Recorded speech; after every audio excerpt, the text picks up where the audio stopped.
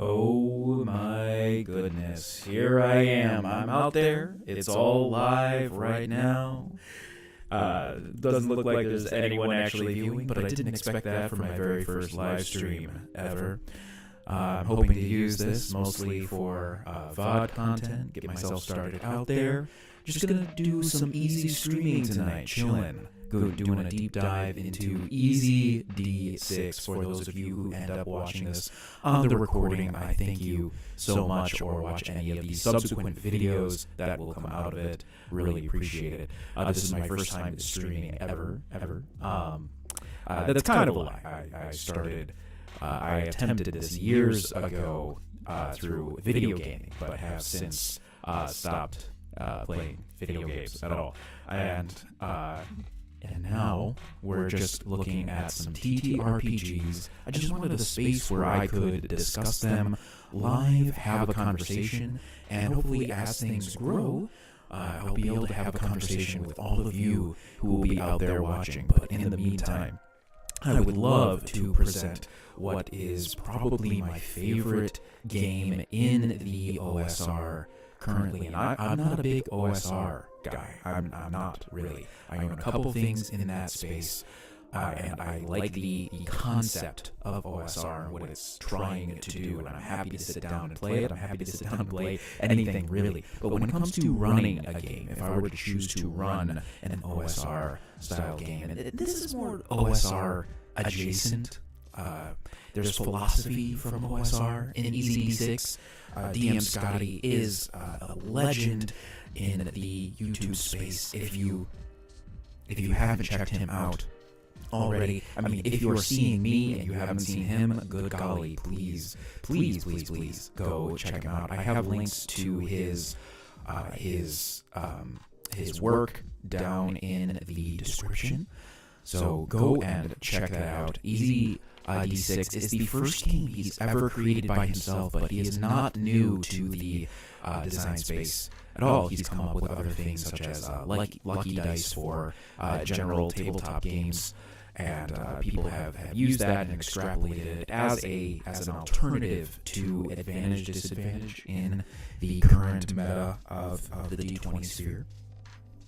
So he's definitely not new to the design space, excuse me, and he has been giving DMing advice and tips and tricks to running your game for a long time. I actually had the wonderful pleasure to experience playing a game under DM Scotty. It was a playtest version, or a late playtest version of what will be a spin-off of EZD6, or another genre in the title. It will be a post-apocalyptic style of game. as opposed to EZD6 being more fantasy focused. So his next rendition of EZD6 will be in a post-apocalyptic style guy. And my goodness, my little PNG dude is going crazy with this mic. I'm not. Again, it's my very first stream, everyone. So if you're out there watching the VOD, then give me a little credit trying to figure this out.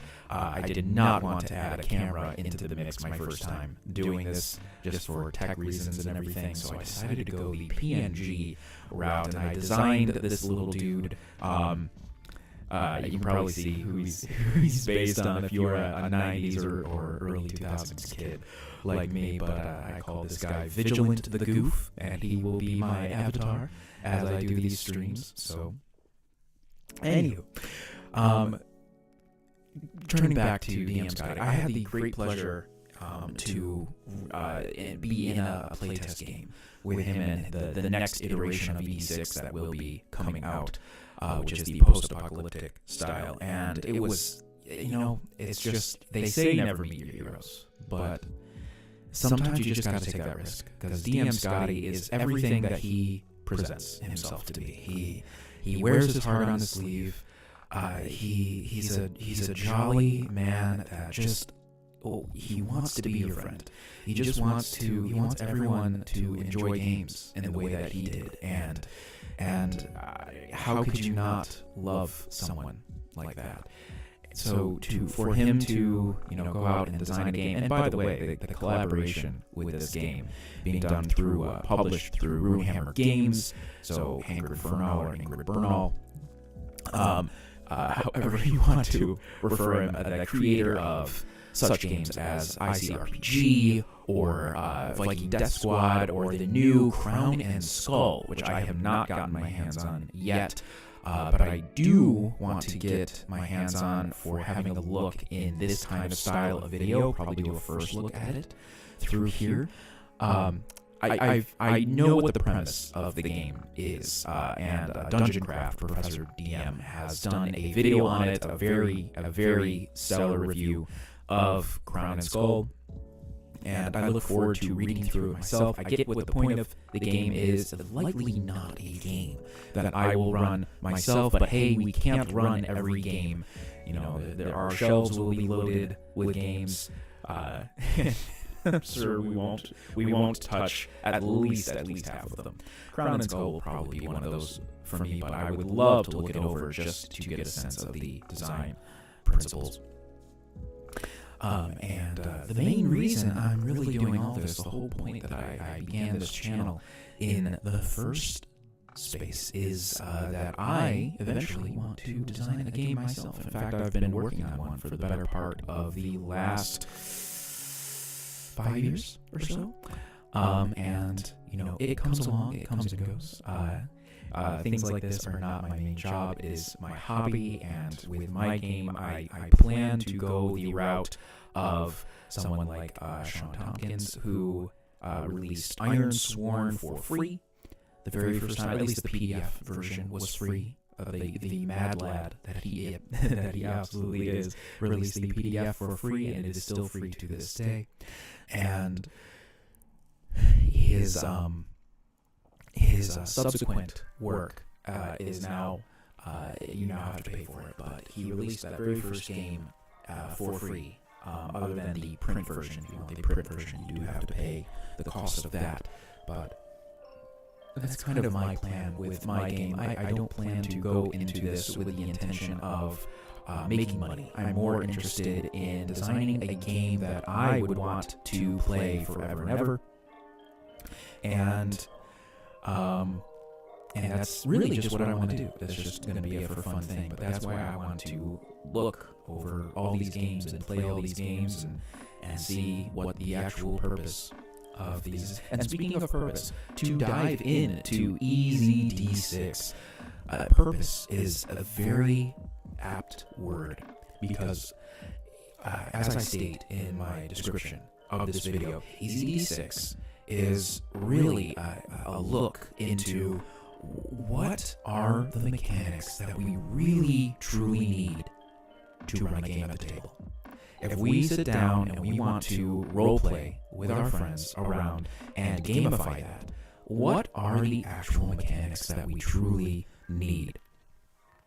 And this game does a really great job, and in a very fun way, of breaking that down and saying, this is exactly what I think we need to run a game, and everything else is kind of just in the way. Now, it depends on the kind of game and kind of experience you want to run. So, of course, this is just one design philosophy. That is not to say, maximist design philosophies. Design philosophies do not have their merit. They absolutely do. We'll look at some of those as well. But to start things off, I think there's no better game to kick off my very first stream than EZD6. So let's dive into this deeply, because it's a deep dive. And my guys, oh my goodness, my PNG dude is going absolutely balls to the wall right now. I have no idea how to stop him. I feel like I have the sensitivity on my mic turned to what I want it to be, so I'm not really sure what's going on with him. For some reason, the music playing seems to be coming also through my mic, even though they're all in different channels, and nothing is playing through my speakers. It's all through headphones and everything. I have it set up properly. Like this is not my first rodeo with audio. Definitely not. I've done a good amount of voice over work, but for some reason I can't figure out why. So if anyone out there ends up watching this and knows potentially why, I'm using OBS to stream this, and I do have my microphone in a separate channel along with my PNG guy here, and then I have Spotify playing completely royalty-free music, and I should create a link to that in the description here, this royalty-free playlist. So I have Spotify playing, and for some reason, OBS seems to think that the Spotify and microphone audio are coming through the same one, even though I have them set up in the mixer as separate channels. The Spotify is its own, and my microphone sound is not coming up on the Spotify audio, but on my mic audio, the Spotify music and my microphone music seem to be coming through that channel, and I do not, for the life of me, know why. So, anyway, we'll just move on, and I hope that things aren't overblown or nothing is too loud on the stream. Yeah, let's get going. First of all, let's just, oh my goodness, this art. And isn't this just, this is the point, right? This is the point. This is why DM Scotty does what he does. Right there on the cover, having fun around a table. And that's what it's all about. You can't get better artwork for a game like this than that. We got, as I mentioned, Runehammer Games. This is done by, published by Runehammer Games, and the art we see is by Sean Bova. You can find him on Instagram. I should have linked him too. I will get better at this. I should have linked that in the description as well, the Instagram of Sean Bova. You can actually see some of the sketches he did for this book on his Instagram. It's really neat. So as you see, this game is, at this point, at the point of the stream, 2 years old. Came out in 2022. I think I bought it when it first dropped. I think. There wasn't a Kickstarter or anything like is very common nowadays. This is a very short book. It's like 110-ish pages, and that's it. With the last 4 pages? 2, 4? We'll see. Being the character sheets. So there's the classy Runehammer logo in the EZD6 green. Beautiful, beautiful. And now we see what the kind of art style is going to be. This black and white pen work with these splotches of green. It's just stellar. And this is great because this is the kind of game in that, and this is why I say it's OSR adjacent, right? It's not OSR. It's not trying to reinvent or rehash, you know, a D&D or anything like that. You see, it's not even a D20 game. It's a D6 game. Not even a D6 pool. It's not a pool of D6 games. It is simply a D6 game. And that's we'll get into that. But it is meant to be, you know, things are going to be dangerous. There are like this big demon guy. I wonder. I'm actually curious. I wonder what this would be in the as we get into the bestiary part of the book. Because yes, the monsters are in this. It's 110 pages, ladies and gentlemen. 110 pages, and even the monsters are in this book. Much in the line of ICRPG does the same thing, where everything is in one book. There's no trifold. There's no, oh, this is the player's book, and this is the GM's book, and then this is the monster's book. Everything you need to play this game is in this 110-page tome of beauty. And yeah, I wonder what kind of, maybe this would just be a demon, possibly. Most likely a demon or greater demon. But yeah, these are meant to be scary. Not scary as in a horror game, but scary for your character. They're not. Your characters are not epic heroes in this game. You are not the fantasy version of the Avengers in this game, as my players like to refer to when they play 5e. They felt like the fantasy Avengers. So yeah, the art style evokes a lot just on its own. A fast-moving game of fantasy mayhem, and that's, you know, before Dragonbane came out, this was the mirth and mayhem game, if I do say so myself. Of course, completely different design sphere, you know, not a D20 game. We're just going to go through the contents here. We're going to skip all that because this is not a first look, but as you can see, you know, the monster section sits between page 58 and 85. So not even 30 pages of monsters, and it gets everything it needs to get out there. And then we'll get to this later as well, but the rules reference sheet. A lot of games, or at least a lot of more minimalist games, are doing this nowadays, where I hesitate to call them rules light. The term rules light really is a misnomer, I think, because a game needs rules. All games need rules, and a game really can't be rules light, because even the rules that aren't mechanically there, like you're going to have the GM sitting there, making the decisions. He's going to be making his rules, or him or her are going to be making their rules on the fly. So I think rulings over rules is a better descriptor than saying rules light. But yeah, anyway, the rules reference sheet.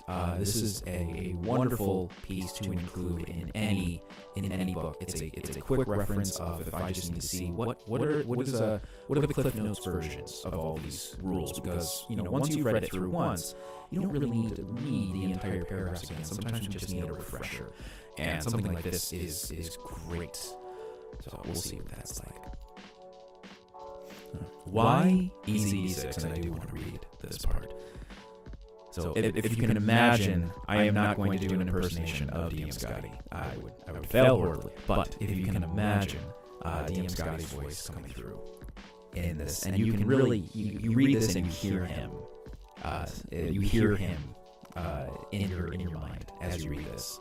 Why EZD6? Greetings, friends and fellow crafters. Welcome to EZD6. This game sprang from a practical need at my game table. My wish was a smooth running RPG system that avoided the pitfalls of constantly looking up rules, complex character sheets, excessive tracking, and spells that read like stereo instructions. So, in other words, I wanted a game that dropped all the in-game mechanical distractions, yet had enough rules to arbitrate a great story created by everyone at the table. The good stuff. That good stuff. Think about your own games and how much the immersion of the game is broken by constant rules or bookkeeping interruptions. As I began to playtest the game, I noticed something I had not with other systems. With no rules breaks the games.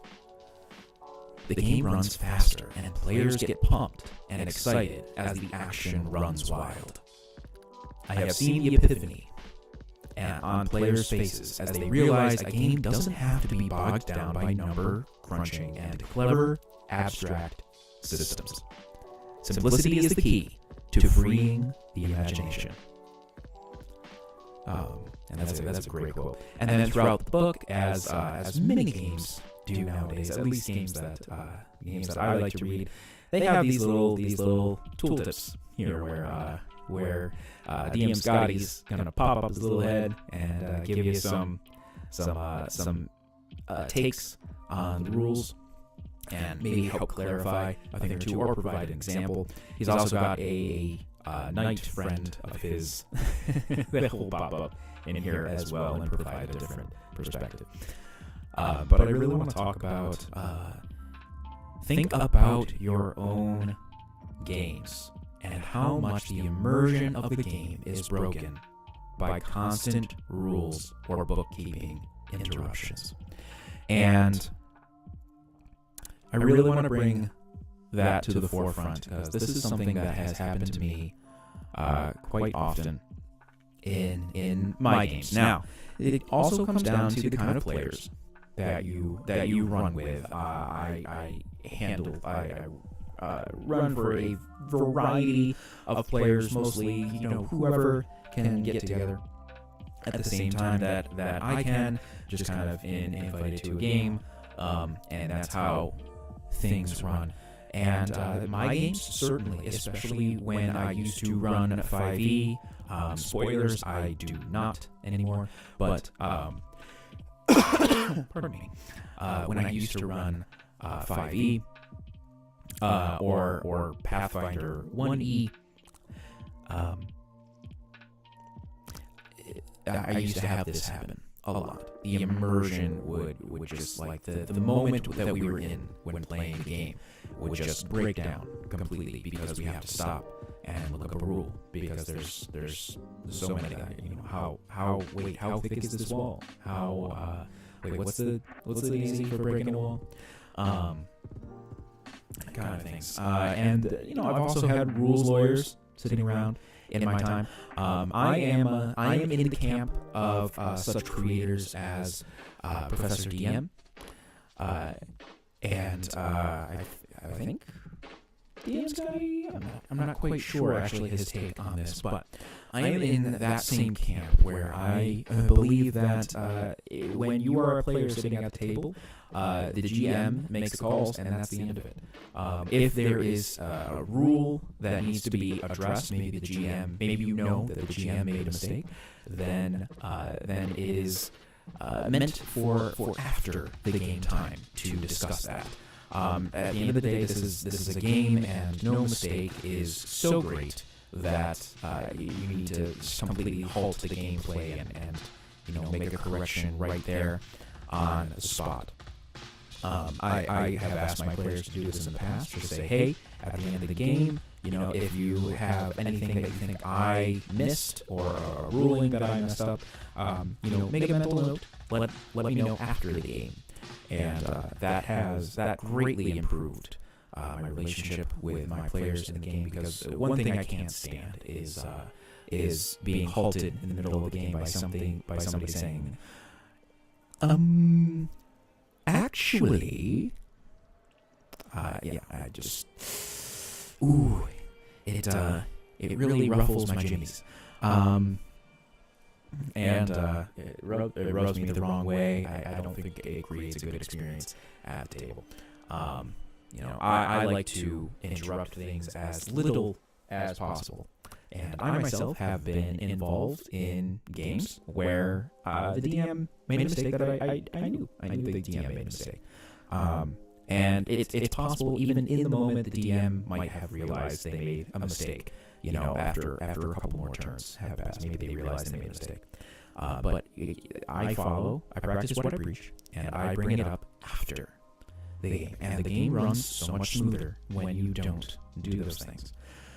So, yeah, I really want to hammer home the philosophy here. Think about your own games and how much the immersion of the game is broken by constant rules or bookkeeping interruptions. Now, Scotty here is referring more to needing to look up rules because there being so many rules. There's going to be so many rules that you can't possibly remember them all. You can develop a good muscle memory, but I highly doubt you sit down to run a game of Pathfinder 2e, even after you've run it for the 50th time, and you can remember every single keyword and every single little meaning. Now, is that a bad thing? No, not necessarily. But let's, delving into this book can provide possibly another take on system design. So let's continue. Going into the introduction, this gives an overview of the basic principles behind, why Scotty made this game, the idea, the fundamentals. This book is an action fantasy incarnation of the EZD6 system. So that right there, the EZD6 system, that is a reference to the fact that there will be more coming, as I mentioned at the beginning. There will be more coming regarding the EZD6 rules. So this really is meant to be a system, and this book is the fantasy version of this system, the fantasy incarnation. And there will be a post-apocalyptic style one coming as well. I don't know. I think sci-fi maybe after that. I remember him saying when I was playtesting the system with him, I remember him mentioning that he didn't want to go right into sci-fi because, and don't quote me on this. This was actually a while ago, sometime last year. He didn't want to go right into sci-fi with his game because that was such the common trope with game designers. They come out with the fantasy one because that's the best. It's going to be the best seller is the fantasy one, right?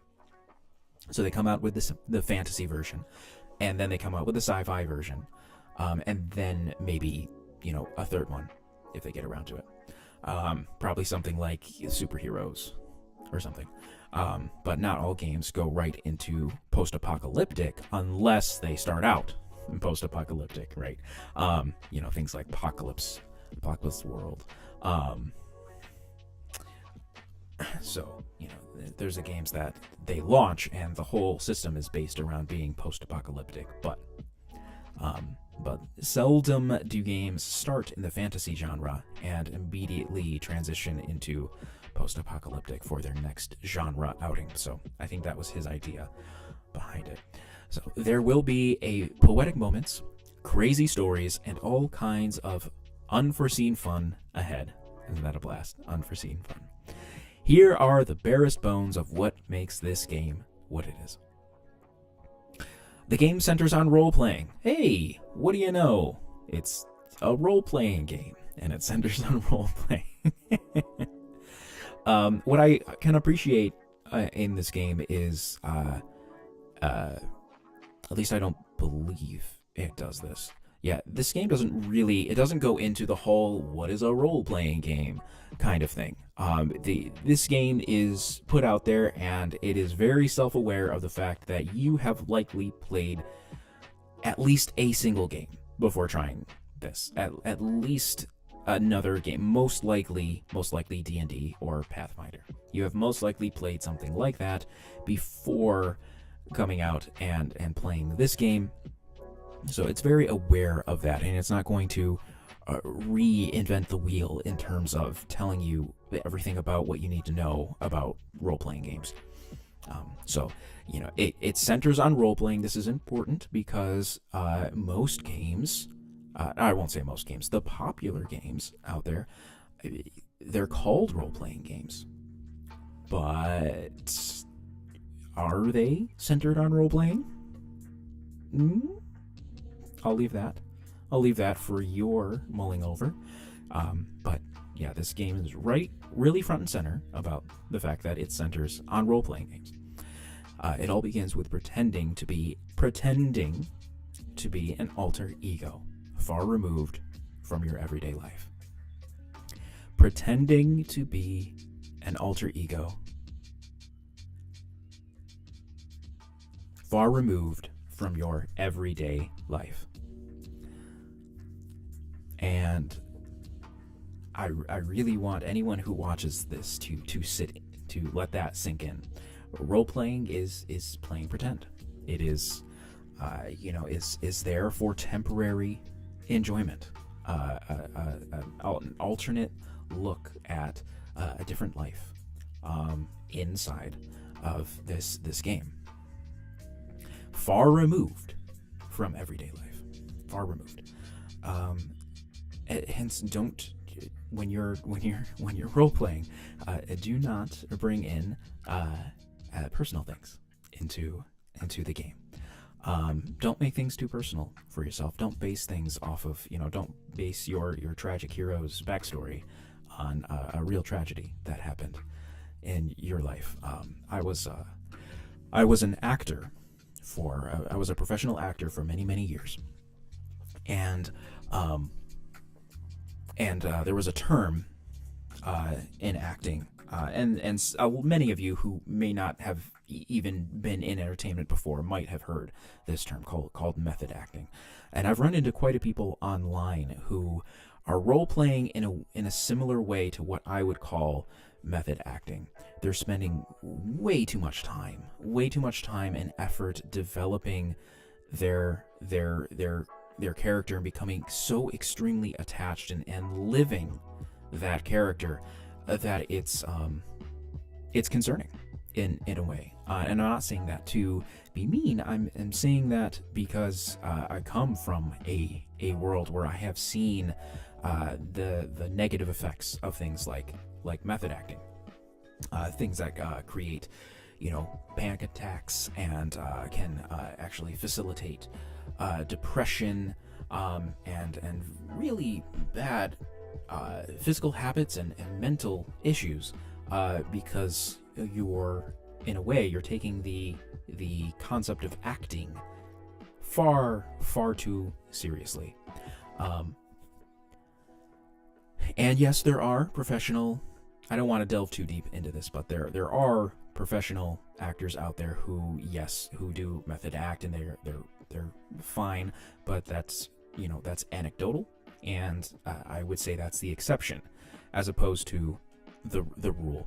And the whole point here is I've met these people online who delve this deeply into their backstory to the point where if their character dies, they have to have a funeral for them and a memorial service, and they actually cry. They actually cry real tears, and not in like a shedding a couple of tears because you were really in the moment kind of thing, more like crying at night to sleep. And could these people have been trolling that I have interacted with online that talk about these things? Sure. From the conversation, I really didn't feel like it was. It felt like it was very, very unhealthy. And I've been wanting to make a video on that specific topic for a while. This stream probably isn't the place for it. I'm still getting used to my rhythm when it comes to streaming. But yeah, just be careful when you're using a role-playing game in that way. Make sure you're having a healthy relationship with the games you play, and I hope everyone understands my heart in that when I say that, because I'm really speaking to myself as well. I'm a former video game addict, and I was enjoying video games in a very, very, very unhealthy way. So I have removed them from my life now. I believe that was the correct solution. That was what worked for me. So I hope everyone understands my heart when I mention that. You play the game, you enjoy games the way that is fun for you, but also do it in a way that is healthy for you. And sometimes that's the more difficult thing to do. All right. So getting back into EZD6 proper here, DM Scotty describes the GM as the rabble rouser and the players as the pushers and shovers. Now, normally when games do something like this, I will usually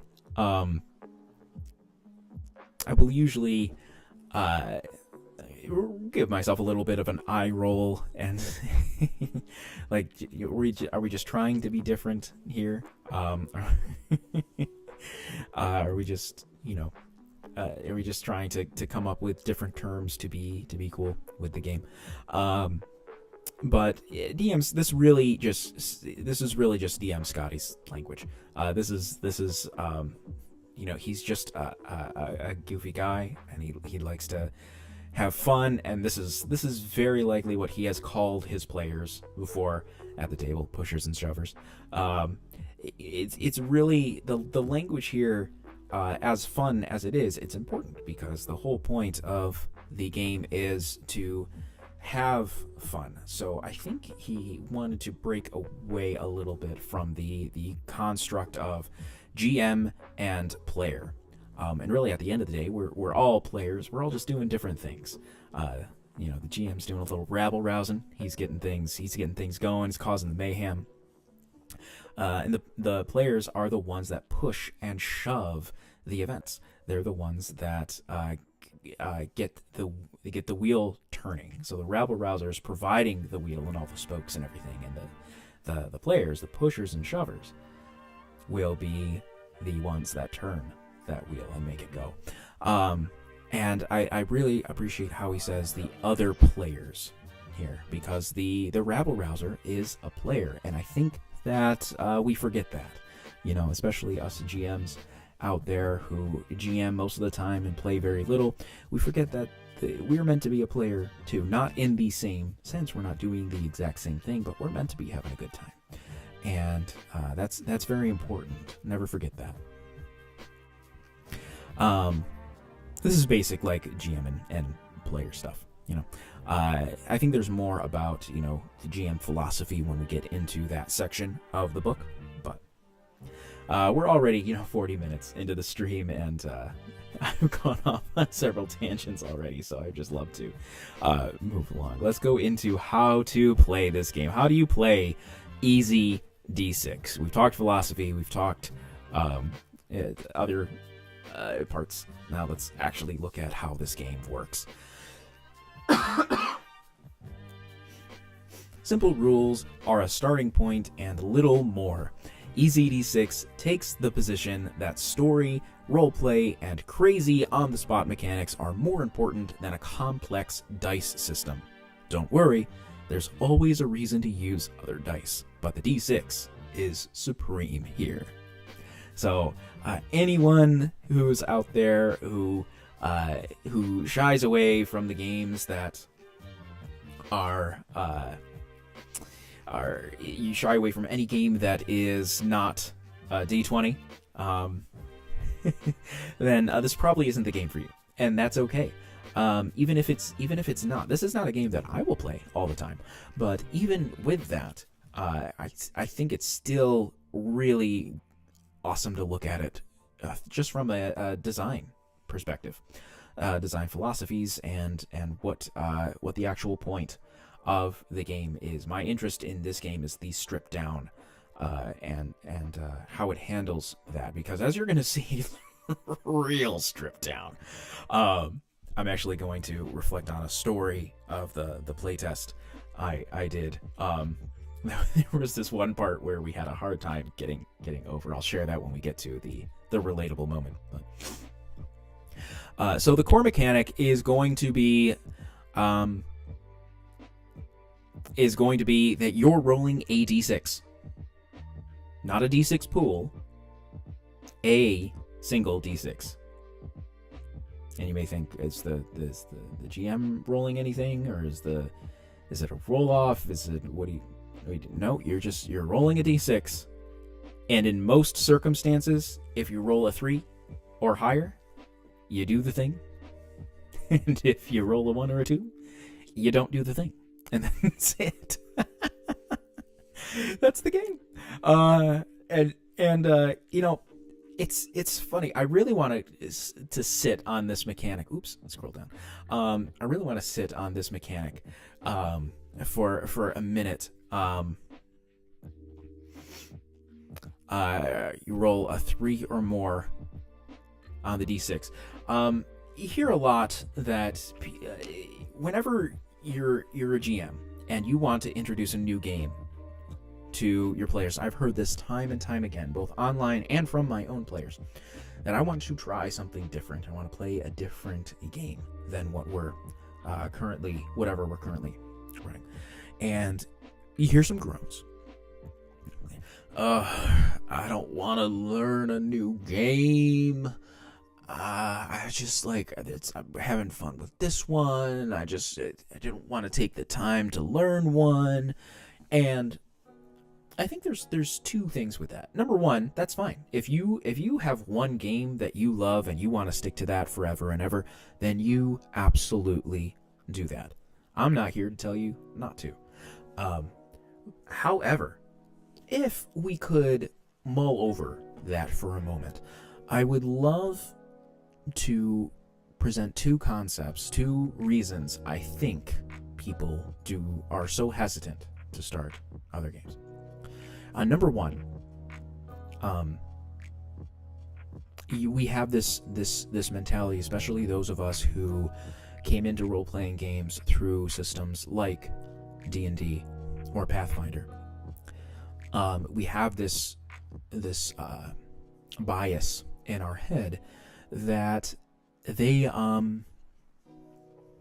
that the game is going to have a lot in it, and is going to have a lot of things that we need to figure out and spend time on, and it's going to take at least a full session of explaining the game before we actually get it, and then you're going to be asking questions the whole time. So we have this preconceived notion of the game's going to be just as difficult to understand as something like D&D or Pathfinder, which, number one, is not always going to be the case. There are games, for sure, that are out there that are just as complicated, or not complicated, but complex, maybe is the correct word, complex, as D&D or Pathfinder. However, there are games that are going to be more complex or more complicated than those games. But there are also going to be games that are going to be severely less complicated or complex than D&D or Pathfinder. So it's definitely worth giving them a look in that sense. And the other thing is, we get in our head about this because a lot of us, especially those of us in the adult part of our life, right, where we are established in what we're doing and we have lives that we're building, we don't have time to sit down and play games the way we did in high school or college or even early 20s. And so with limited time, we feel like we want to sit down and go to the familiar. And that's okay. That's okay. But there's I want to refute both of these points in an effort to see if I can get even maybe one person to choose to expand their horizon and look at something different. And let's start with the point of Let's start with the point of my second point of there just not being enough time, and we want to experience the familiar. I would argue that the system does not create the familiar. The table creates the familiar. The world you're in creates the familiar.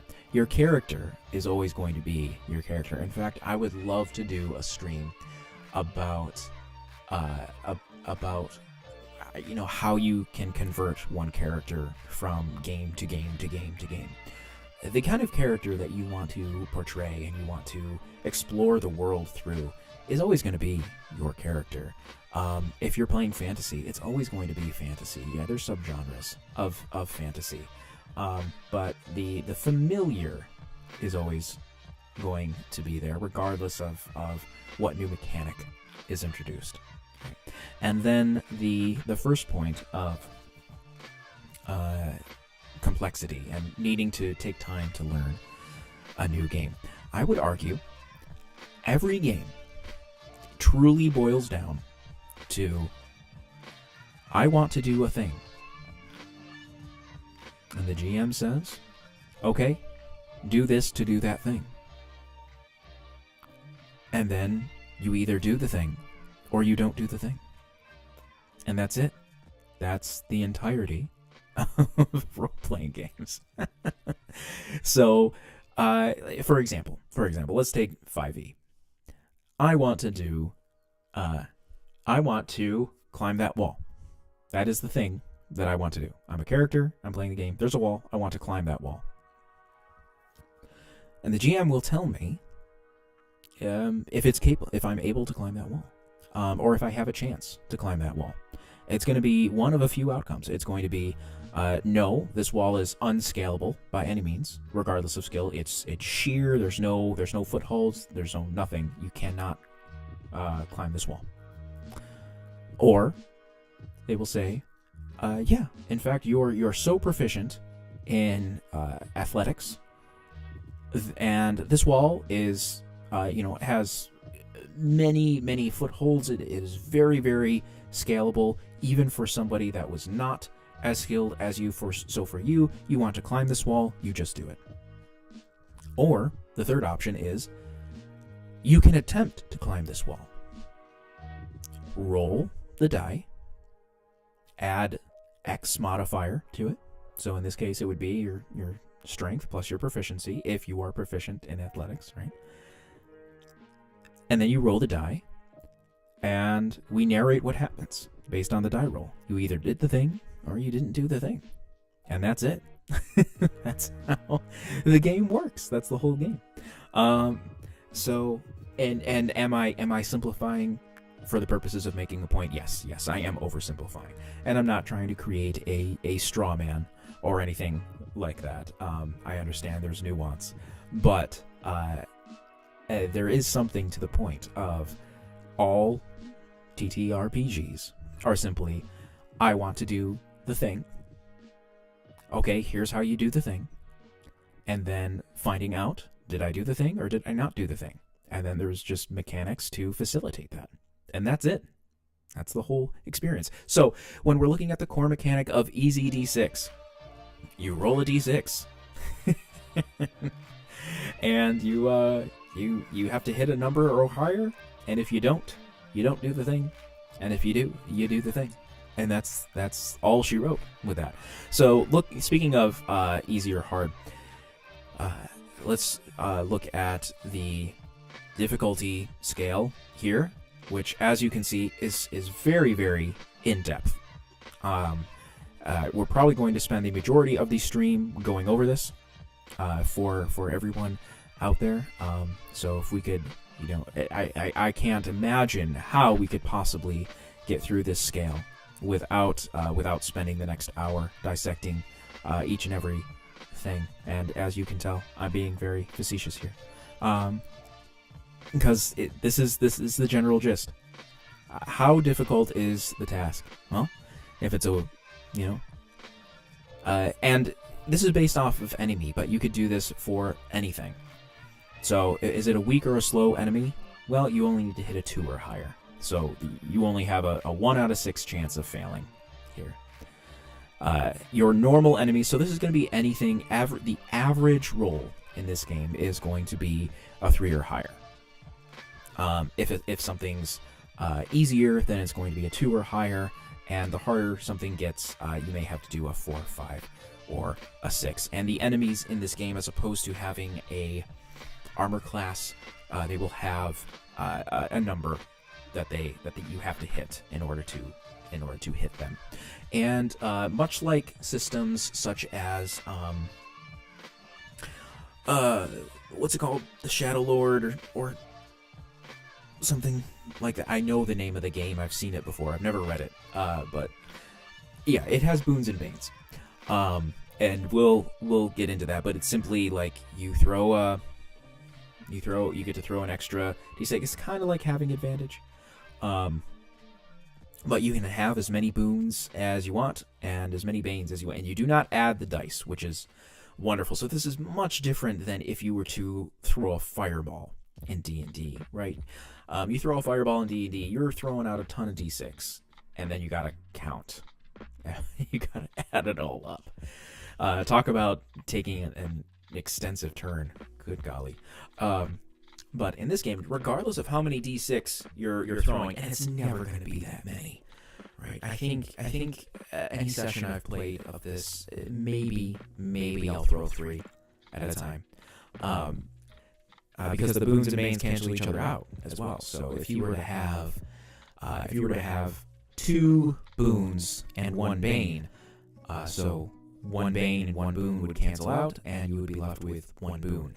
So you would be rolling 2d6 and taking the highest number. Right.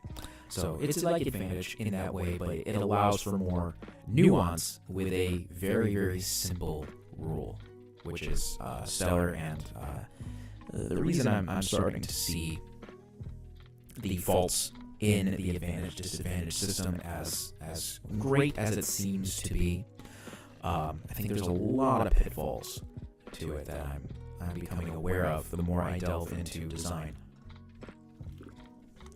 But regardless, so going into more of this system, so you can apply this to, you can apply the difficulty scale here to anything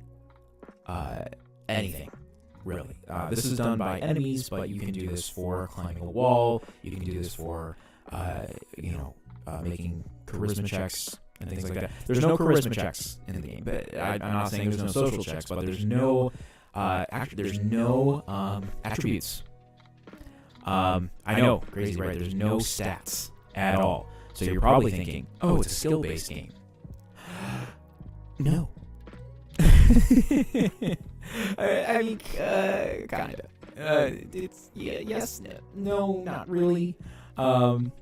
It's just you roll it. You're just rolling a d6 to figure out. Now you will have things. You will have basically these terms that you will write down that will give you that you will know you'll have boons when you do those things, such as the warrior in this game. You know, they have a boon to any melee weapons that they use. Melee and ranged, I think. No, I think just melee. They have banes to any melee, or boons, excuse me. They have they're called trained, I believe the term is. They're trained in melee. So that means that anytime they do melee, they automatically get a boon. And then, of course, if there's any outside circumstances, anything in the environment or the action that's going on that would give them a bonus or maybe give them a deficit, then they would add subsequent boons and banes. But they always have a boon to melee because they're a warrior.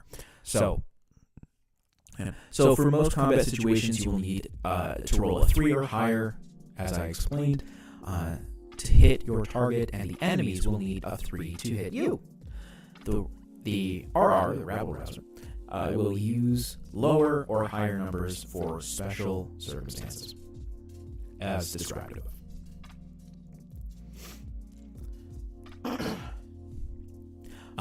And one of the things Scotty talks about here, the skill of knowing what DC, what difficulty to set for any game. It's a skill that a GM needs, and I gotta tell you, it's one of the skills that I hate. I hate having to set DCs. It's probably my biggest, the number one reason I will never run a Pathfinder game ever, because I don't care to figure out how to set a DC in those games. I don't care to the numbers just get insane, especially if you were to run Pathfinder 1. I tried to go back and run a Pathfinder 1 game for a group of friends of mine last summer, and we got through it until the point where we had to call it quits due to schedules. But at the end, I was just like, oh, thank goodness. I couldn't for the life of me remember how the heck I used to set DCs in that game, and the numbers get just so insane, and they don't provide any kind of big example of hey, if something is really hard, you use this kind of formula. No, they don't do that. You just kind of gotta get the hang of it, and it's not a way to help the DMs run games. So I hate it. So when it comes to setting difficulties, this is absolutely something I can get behind. What number do you need to hit on a D6? Okay, great. It's either easy, it's either a normal task, easy, hard, very hard, or nearly impossible. That's it. Those are your options. That's all I need. That's all I need. Thank you very much. I don't need ranges of possibilities. Just give me 6 numbers, because ones always fail. I think I glanced over that, but yeah, 1 is always a failure. So, yeah. All right. Moving on into I'm constantly captivated by this art. It's amazing. What about the differences between characters? That might be something that you are asking yourself, or you were asking. As I mentioned, that there are no attributes, there's no stats. So in many game systems, you build heroes with attributes and skills represented by numbers. These systems slow down play, at least from the perspective that this game is coming from, right? And these are Scotty's words here. These systems slow down play because you often need to reference the numbers on your hero sheet or add them to your dice rolls. In EZD6, the stats are replaced by a simple mechanic called boons. And I explained boons and banes. We'll get into more of that, but yeah. So Scotty isn't saying here that these systems are bad, right? Obviously he played or plays D&D all the time.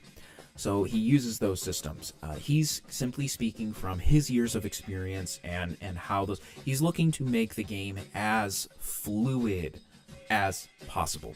As in, I don't want my players to have to look at their character sheets ever. If I can go through a whole game session without the players having to look down at their character sheets, that is a win. And that's really what this game is going for.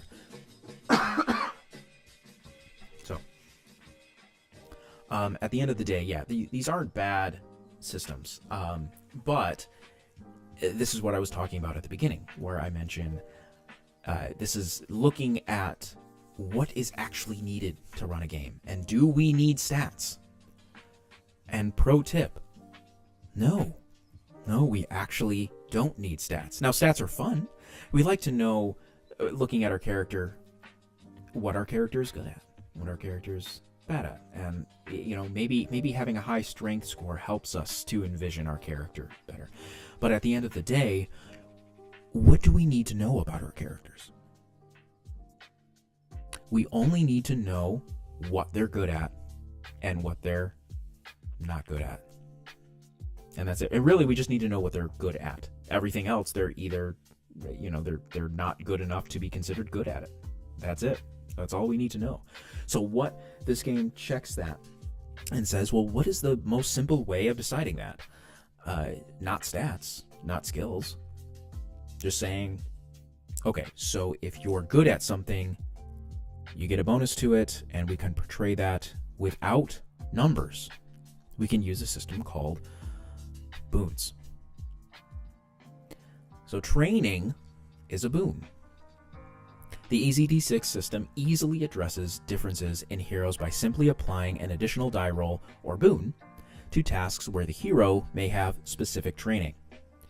So if you are trained in a thing, So if you want to do a thing, and you are good at that thing, you are trained in that thing. I'm getting flashbacks to what's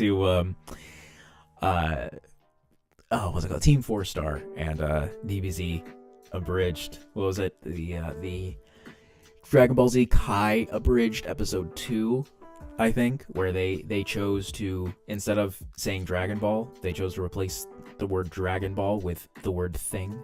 So every time they talked about the Dragon Ball, they mentioned Dragon Ball, they said the thing.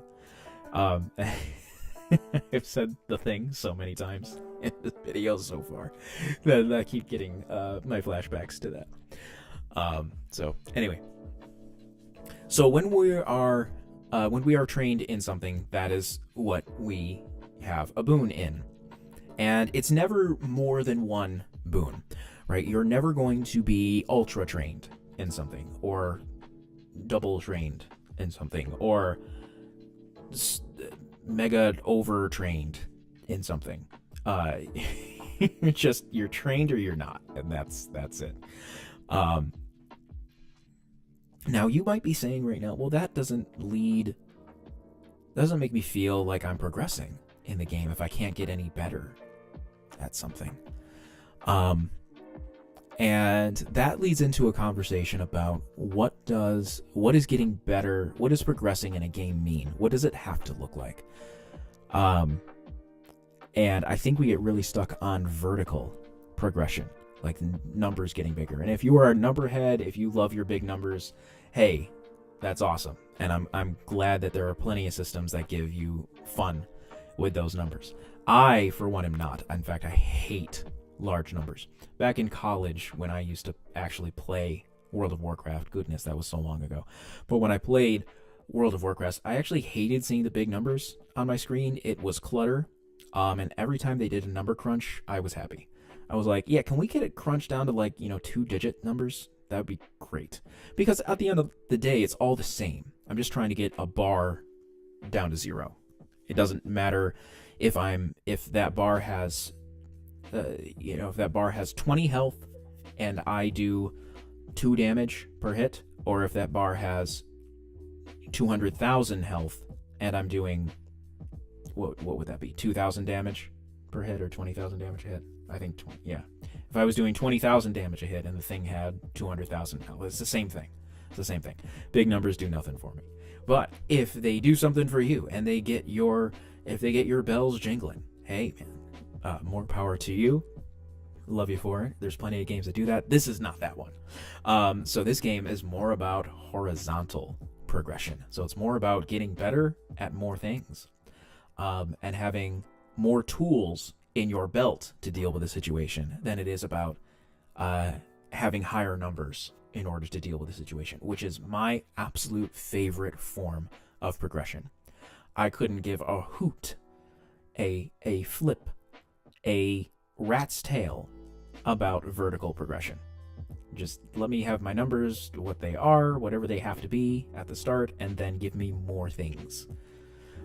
And that makes me a very, very happy goof. So that's what the boons are. That's how training works. These little differences lets players train all kinds of things to double their chances of success. Rolling to beat a 5 is a lot easier with 2 dice than 1. And this is Roderick. This is in addition to DM Scotty's head. Roderick is going to pop up here and there in the rules to provide a character's perspective. And I love this little guy. If I were, when I finally design a game, I'm absolutely including things like this. These are just fun. They make me laugh. I am Roderick, the coolest hero ever.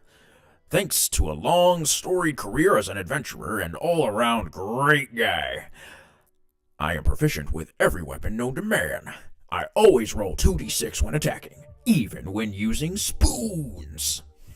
Because that brings a good point. Even when using spoons. So this game is not. You're not going to have different weapon proficiencies in this game. You're not going to have to be trained in this weapon and that weapon and then this weapon. You're either trained in melee or you're not. You're either trained in ranged weapons or you're not. You either know how to cast magic or you don't. That's it. So when he says even when using spoons, that is quite literally the mayhem that can happen in this game is, yeah, you can create silly things. And if that's immersion breaking to you, then you don't do that at your table, right? You can be as serious with this game as you want. But yeah, when he says even when using spoons, yeah, no, he's not being ridiculous there. That is how this game works. If you are proficient in melee, you will roll 2d6 whenever you use a melee attack. So whether that's with your sword, your axe, or a fork. You gotta love it. You gotta love it. An exceptionally hard task may incur a bane. So this is going to be the opposite, obviously. So if something is ultra super difficult, then the GM may provide a bane to you. There's not going to be anything on your character sheet that's going to provide you a bane. There's going to be nothing. This isn't the kind of game where you can take deficits or anything. Something like Shadowrun or something like that, where you can take deficits, or Burning Reel, where you take deficits in order to give you bonuses and other things. You're not doing that. So it's only like the environmental, the outside events and sources that can give you banes in this game. Much like pretty much any other game that uses banes. So if something is super hard, as good old Roderick describes here, you may have to roll, yes, Roderick, you may have to roll a 6 on 2d6, where you have to take the lower die. So you have to roll 2 6s. So this would be the equivalent of a near impossible task in D&D, right? Where you have disadvantage on the thing, and the only way you're succeeding is if you hit a nat 20. The only way you're succeeding. That's the same here. The only way you're succeeding is if you hit a 6 and you have disadvantage. Now, if you have, oh goodness, you might have multiple banes, and then you're basically just rolling for fun at that point. So that's how banes work. Very, very simple system, but that's how this game differentiates its characters, what you're trained in and what you're not trained in. And that may seem on the surface like it's not niche enough. I promise you, the character expression in this game is still great, even with very simple mechanics. All right. Oops, scroll too far. Can I help a fellow adventurer with a task? And the game says yes. Yes, you can. Heroes can give up their future action in the turn to help another. And that's the thing. You're only doing one thing on your turn. There's no action, quick action, bonus action, economy. You don't have action points. There's none of that. You do a thing, and that's it on your turn. So, again, coming back to the thing. You either do the thing on your turn, or you don't do the thing on your turn, and that's it. That's a wrap. So you can burn your turn in order to provide aid to your ally in this game. For example, a conjurer with the magical mystery boon gets a roll of 2d6 when trying to decipher a scroll of lore. Now, so they treat it like a boon. So that's what happens. The player assisting the conjurer has the aspect of training with a scribe. Now, we'll get in more into what aspects are in a moment, but aspects are almost like backgrounds, but they're backgrounds that because the game is so minimalist in its design, the aspects, this game's version of backgrounds are going to be a lot more impactful, and you're going to feel them a lot more in your roleplay than in something like D&D. We kind of forget about backgrounds right after we get the skills from them. That's a lot of my players just look at backgrounds for what skills they provide, and that's it. And that's kind of by the nature of the design of the game, right? Because it doesn't focus on, because there's no focus on really on role playing and more on combat, then what you get out of the game is people just looking for ways to make their combat better, and that's it. So in this game, your aspect or your background is going to feel a lot more impactful, and we'll see that later. 3 die have been rolled for the check, and the final number will be the highest of the 3. So what it's saying here, the RR rules that the aspect fits with the task and would allow the scribe to roll a die also. So you can help anyone on anything in this game, which I go back and forth about how I feel on it. This game's answer to how that would work is, if you're trying to help someone, they automatically get a boon to what they're trying to do because you're helping them, regardless of what kind of help you're providing. You could not be skilled in magic at all.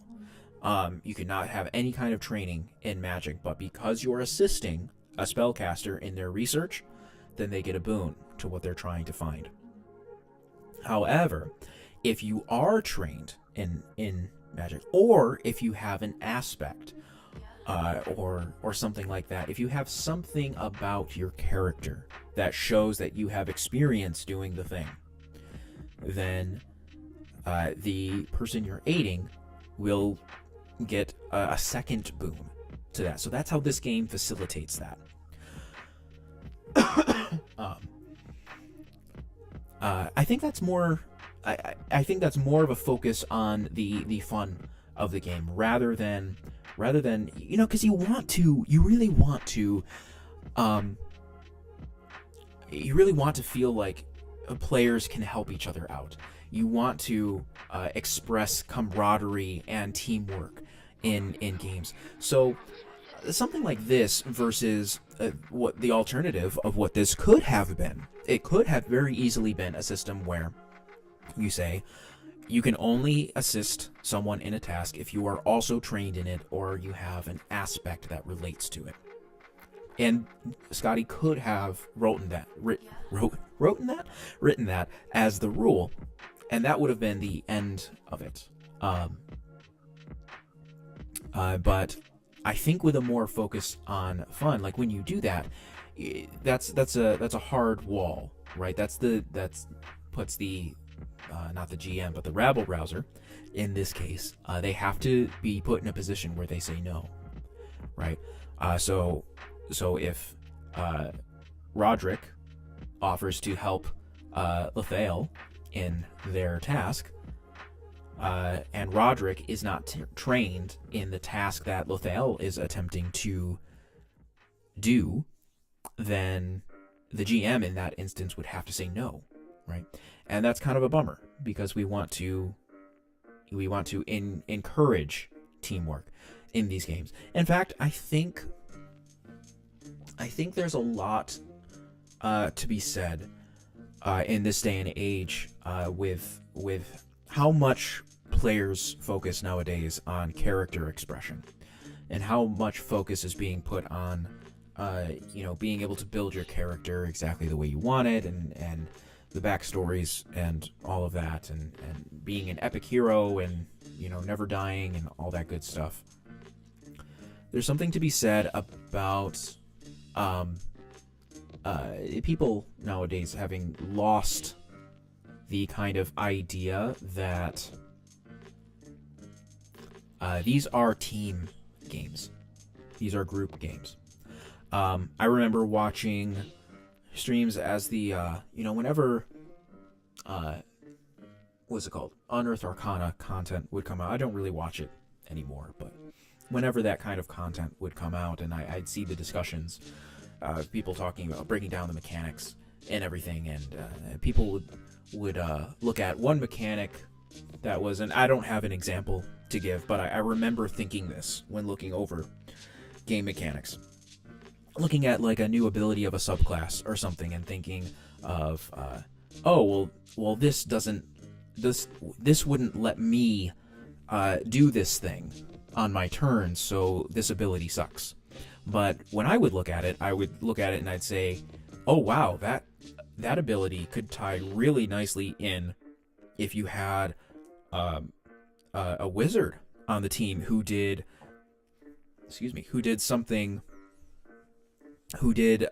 cast this kind of spell before, and then you could follow up with this ability, and that would be really cool. That'd be a great like tag team kind of thing. But people don't look at it that way. People look at the game as what can my character do in a bubble? And I saw this happen time and time again with players at my table. I had this guy playing a sorcerer once who at the start of every single fight, he would cast, they were low level, they were like first or second level or something, so he didn't have the fly spell yet, but he would cast, no, he did, yeah, they had level 3 spells, because he would cast haste, and then either levitate or fly on himself, and that was his whole first turn, so that he could fly up in the air and be, have double actions for the rest of the combat. And I kept thinking to myself, dude, you are surrounded. You have like 3 other players that you're grouped up with who are, very strong melee dudes. And one girl who's like playing she was playing a samurai fighter, and she was playing it with a bow. She was doing archery and everything. And I just kept thinking to myself, my guy, why are you treating your character like it's in a bubble? Why don't you have all these buff spells? Why do you not use them to help your comrades? Why is that?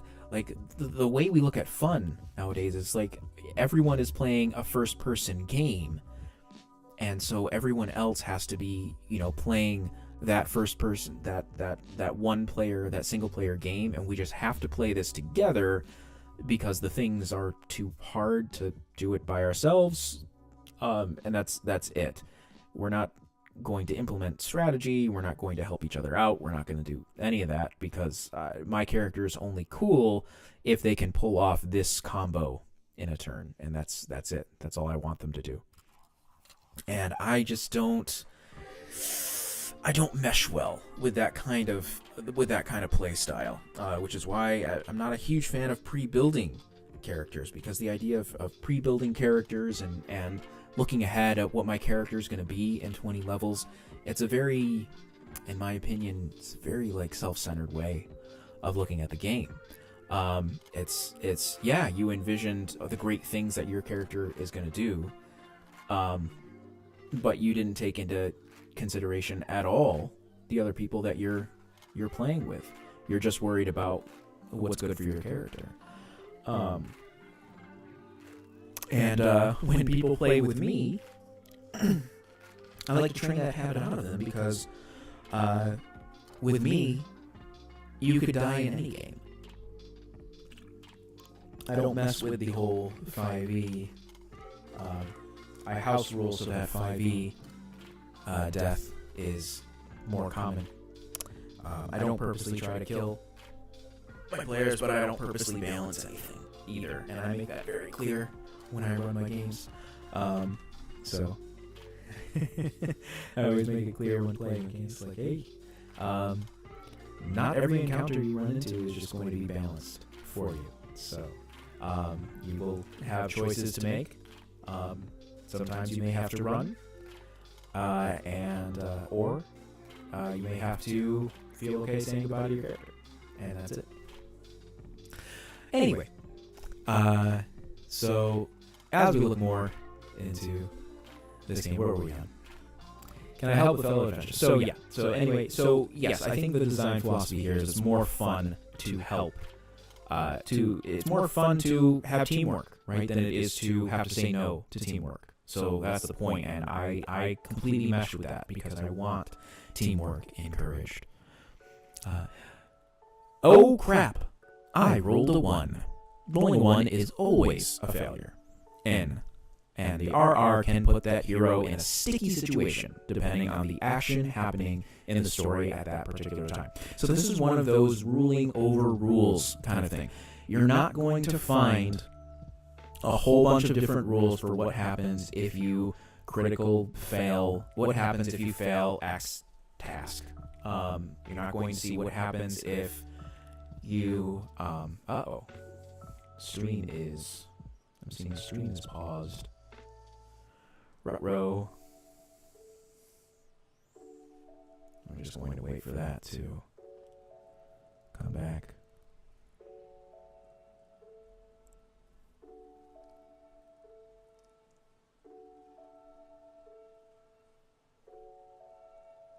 Okay, I think it came back. Great. So, you're not going to find a whole bunch of rules written in here for what do you do when a run is rolled in X situation. You're just told, hey, look, it's something bad. Something bad needs to happen, and you're going to be in a sticky situation, or maybe not. It all depends on the fiction, right? A little bit of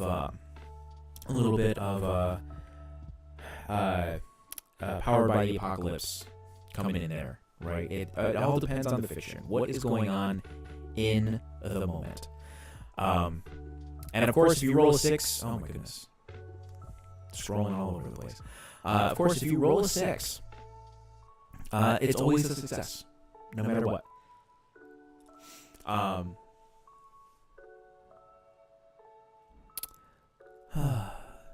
Players have fun with this success and allow them to narrate.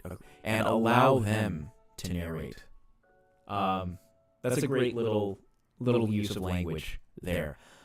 The players rolled a natural 6, and it takes a little bit off of the DM, right? So in this moment, you're going to extend to the character, hey, so you just did really awesome at that task. So you take control of the narration right now, take control of the fiction, and you tell us what just happened.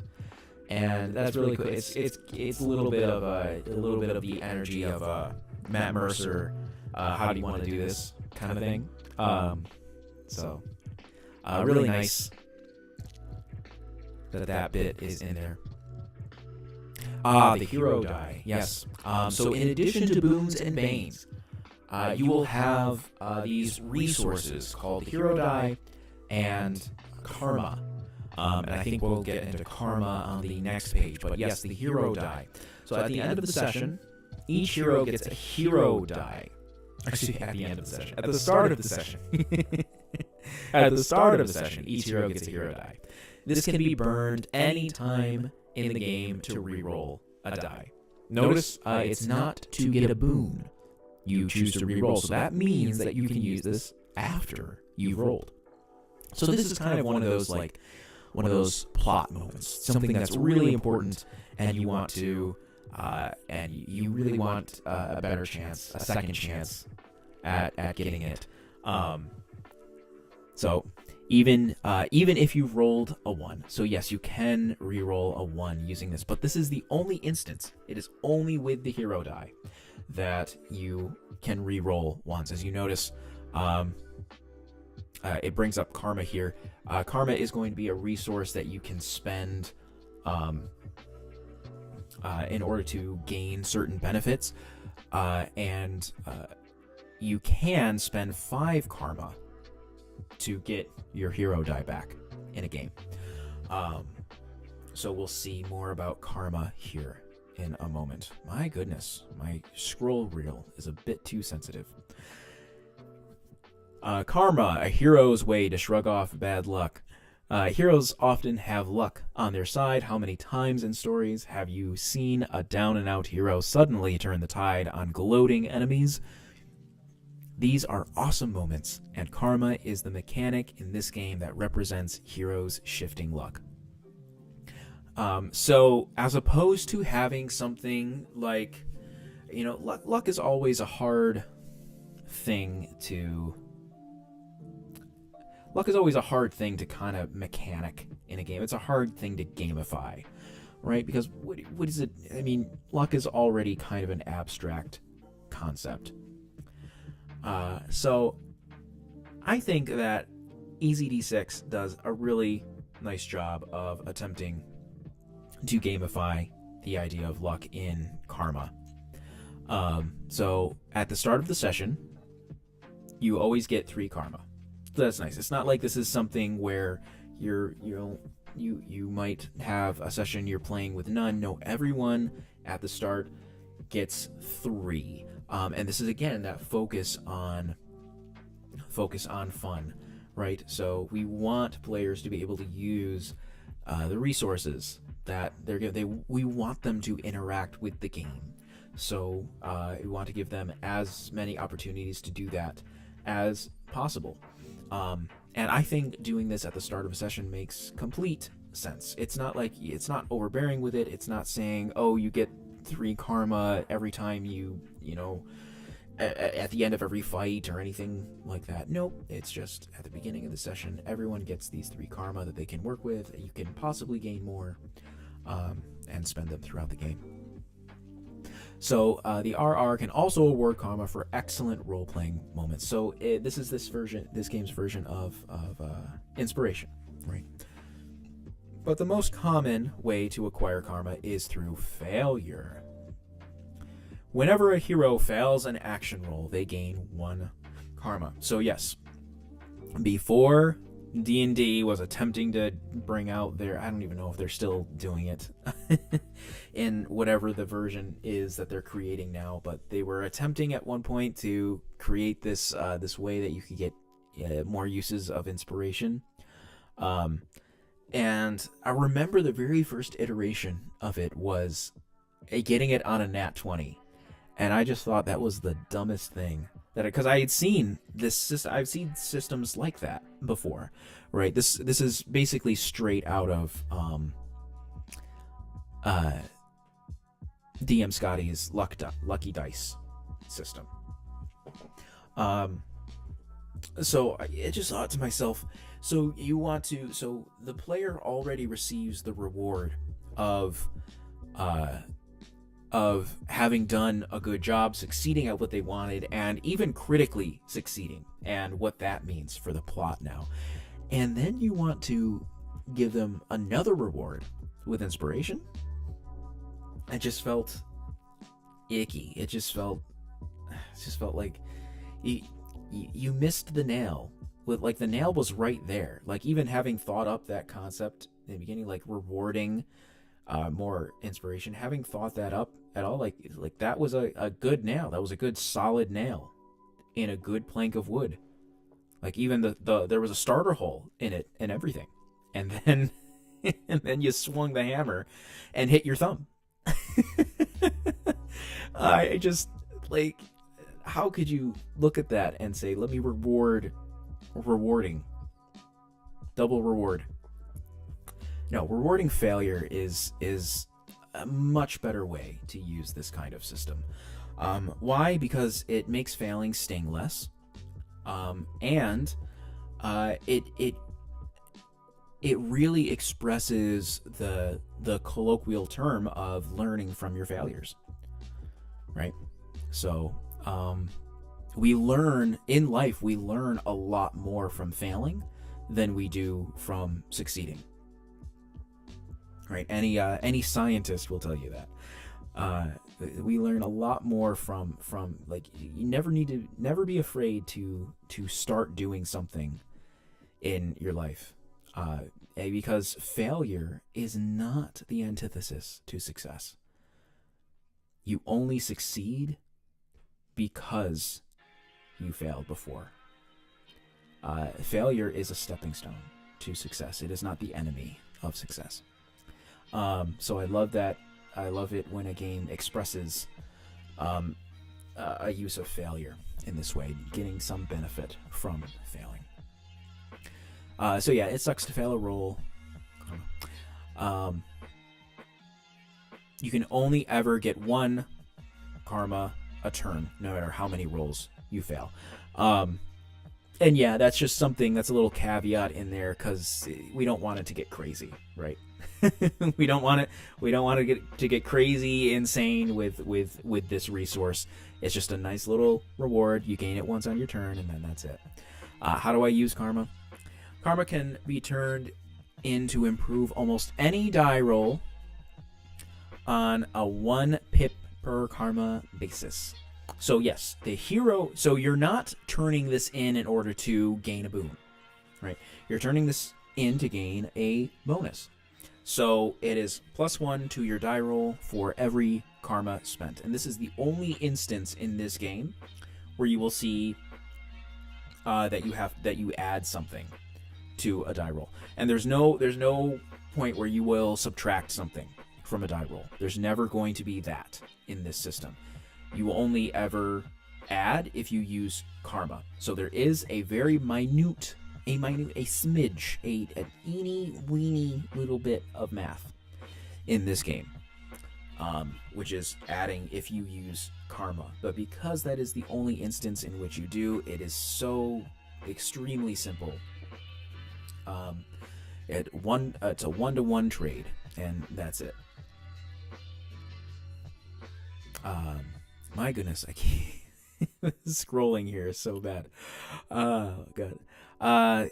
So yeah, the only thing you can't use karma on is if you roll a 1, or if you are casting magic or miracles. So those are the only instance in magic. They should seem obvious, but in this game, magic is going to be, spell casting, and miracles is what priests or laymen will be creating. So it is these aren't just different names for the spells. They're actually completely different things in the mechanic, which I love to no end. I've never been satisfied with the fact that in D20 systems, clerics will cast spells in the same way that wizards do. And you might be saying, "Oh, but no, clerics have spells known, and wizards have spells prepared, so it's a completely different thing." And the lore says they get them from a different. It's spell casting. It's spell casting. You are casting a spell on your turn. I've never been for clerics casting spells in the way that wizards do. I don't like the feeling of casting a spell as a cleric.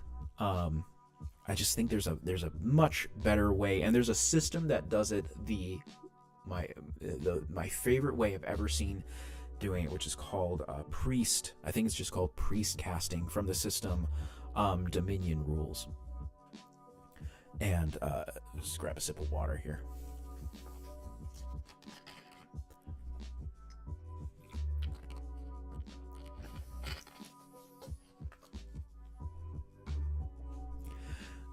There's a system called Dominion Rules that I may or may not do a stream on, but it has my favorite way I've ever seen casting miracles or blessings as a priest or a cleric. That kind of system inspires me so much, and I love it, and I can't wait to get into it one day. But yeah, this system is close to that, and we'll get into more of that momentarily. So the only things you can't be used, you can't use karma on, are magic, miracles, and rolling a 1. So you can't add to a 1. You can only re-roll a 1 with a hero die, and that's it. God, just look at that art.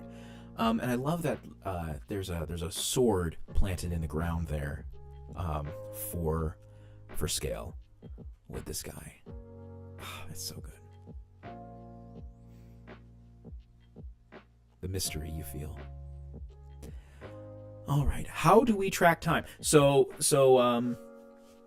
yeah, how does time work in this game? You're either in narrative time or you're in action time. So narrative time, that is the loose. It's downtime, right? This is the loose structure. Can represent anywhere from minutes to days. It's very, we're just kind of role playing with each other. We may be exploring a site or something like that. And then there's action time. So this is a very it's either one or the other. So this is a very boiled down method of tracking in-game time, and I love it. So action time is always going to be more structured. So as long as you know what version of time you're in, then there's no question of what you are able to do on your turn. And since you're only in narrative or action time, it's very easy to express that to your players, right? You're going to say, so if you're in a battle, you're going to say, okay, we're going into action time now. And then that will key in to everyone at the table that, okay, now we can only, we have to take our turns one at a time. We can only do a thing on our turn. So each hero can move, perform a turn action, and a free action. And a free action is really nothing. Free action is like drawing your sword. This isn't a bonus action. It's not even like a quick action from other systems.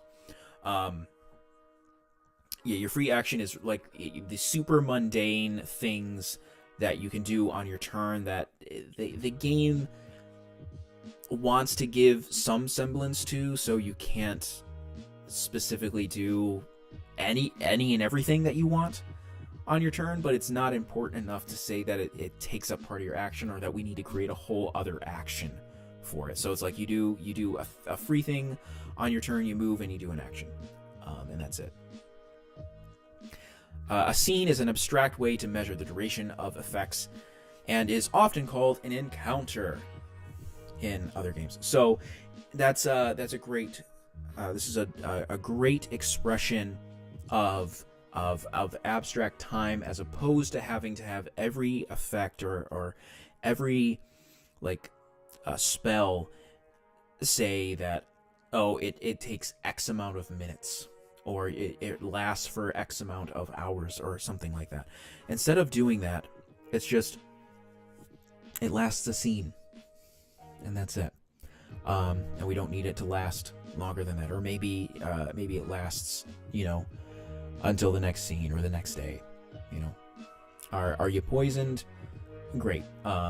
This is not a bad poisoning, so you'll get over it by the end of the scene. So you're only poisoned for the scene, and that's it. So very nice, very simple way of expressing abstract time. So I kind of explained this a little bit. So you can delay your turn. And I'm not the biggest fan of this bit here. I'm not the biggest fan of delaying a turn, really, in any game, because you have your order that you're going in, right? Like you spend time to create this turn order, and then you set that turn order, and then you just do that in order to delay your turn. I don't want to delve too deeply into that conversation right now, but Knights of the Last Call did a really great stream on pretty much this exact topic that I highly suggest everyone goes and checks out, because they break it down really, really well. So anyway, a hero can delay their turn and wait to see what the enemy will do. The hero can then interrupt the enemy turn at any point and take their own turn. The enemy completes their turn after the player finishes. Delays allow players to coordinate attacks and create cool strategies. The trade-off is that the hero cannot take a run action and they lose their free action. So at least there's that. I will give it that. At least there's that. So if you delay your turn, right, you are making a sacrifice, which I appreciate, because if you're delaying your turn and you're waiting, right, you're waiting, that means you're taking up time in the scene, right, which means you are actively choosing to wait, which means there's not as much time for you to use when you take your turn, right? So that makes a lot of sense. So I appreciate at least that there is that concession if you are choosing to delay your turn. So it can be useful in situations, certain situations. So what are the turn actions? This is it. This is everything you can do on your turn besides moving. Moving is implied, and we'll show movement in a moment. So yeah, you can attack a target, cast a spell, use a scroll, disarm a trap, all the other things that you would think of when you think, oh, this is a full action. This is the thing I'm doing on my turn. This is going to be something that involves a die roll, right? Or something that makes an impact on the scene. A free action is something that doesn't, right? Speak to an enemy or a neutral character, take a potion, draw or sheath a weapon. So,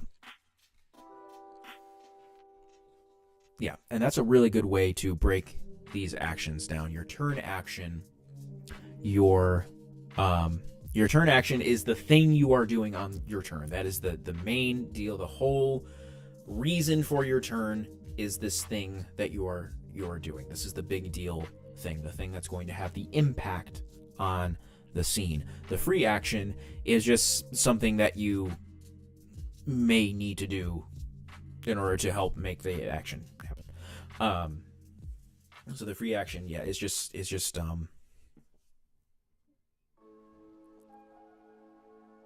not going to have impact on the scene. It's just a thing that's there in order to help facilitate something that may need to be done in the moment. So how far can you move? This is done in the near far distance systems, similar to games like ICRPG, that uses the banana movement.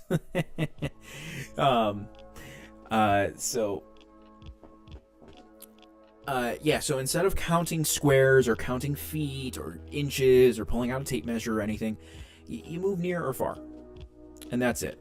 What is near? Near to a player is something that can be reached within your turn. Consider it an interaction within 30 feet of you, right? And far is anything further than that. Anything further.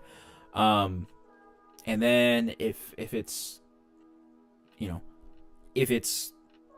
there's kind of a third version, a third distance implied here, which is like out of the scene. So anything not in the scene is outside of far, right? So if you were to run in this game, which is like this game's version of the dash, right?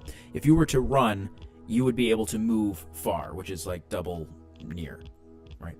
So, and the thing is, this may sound abstract. If you've never seen this system before, it's become more and more popular. More people have including this concept in videos. More people are reading more games now. So this isn't an unheard of concept.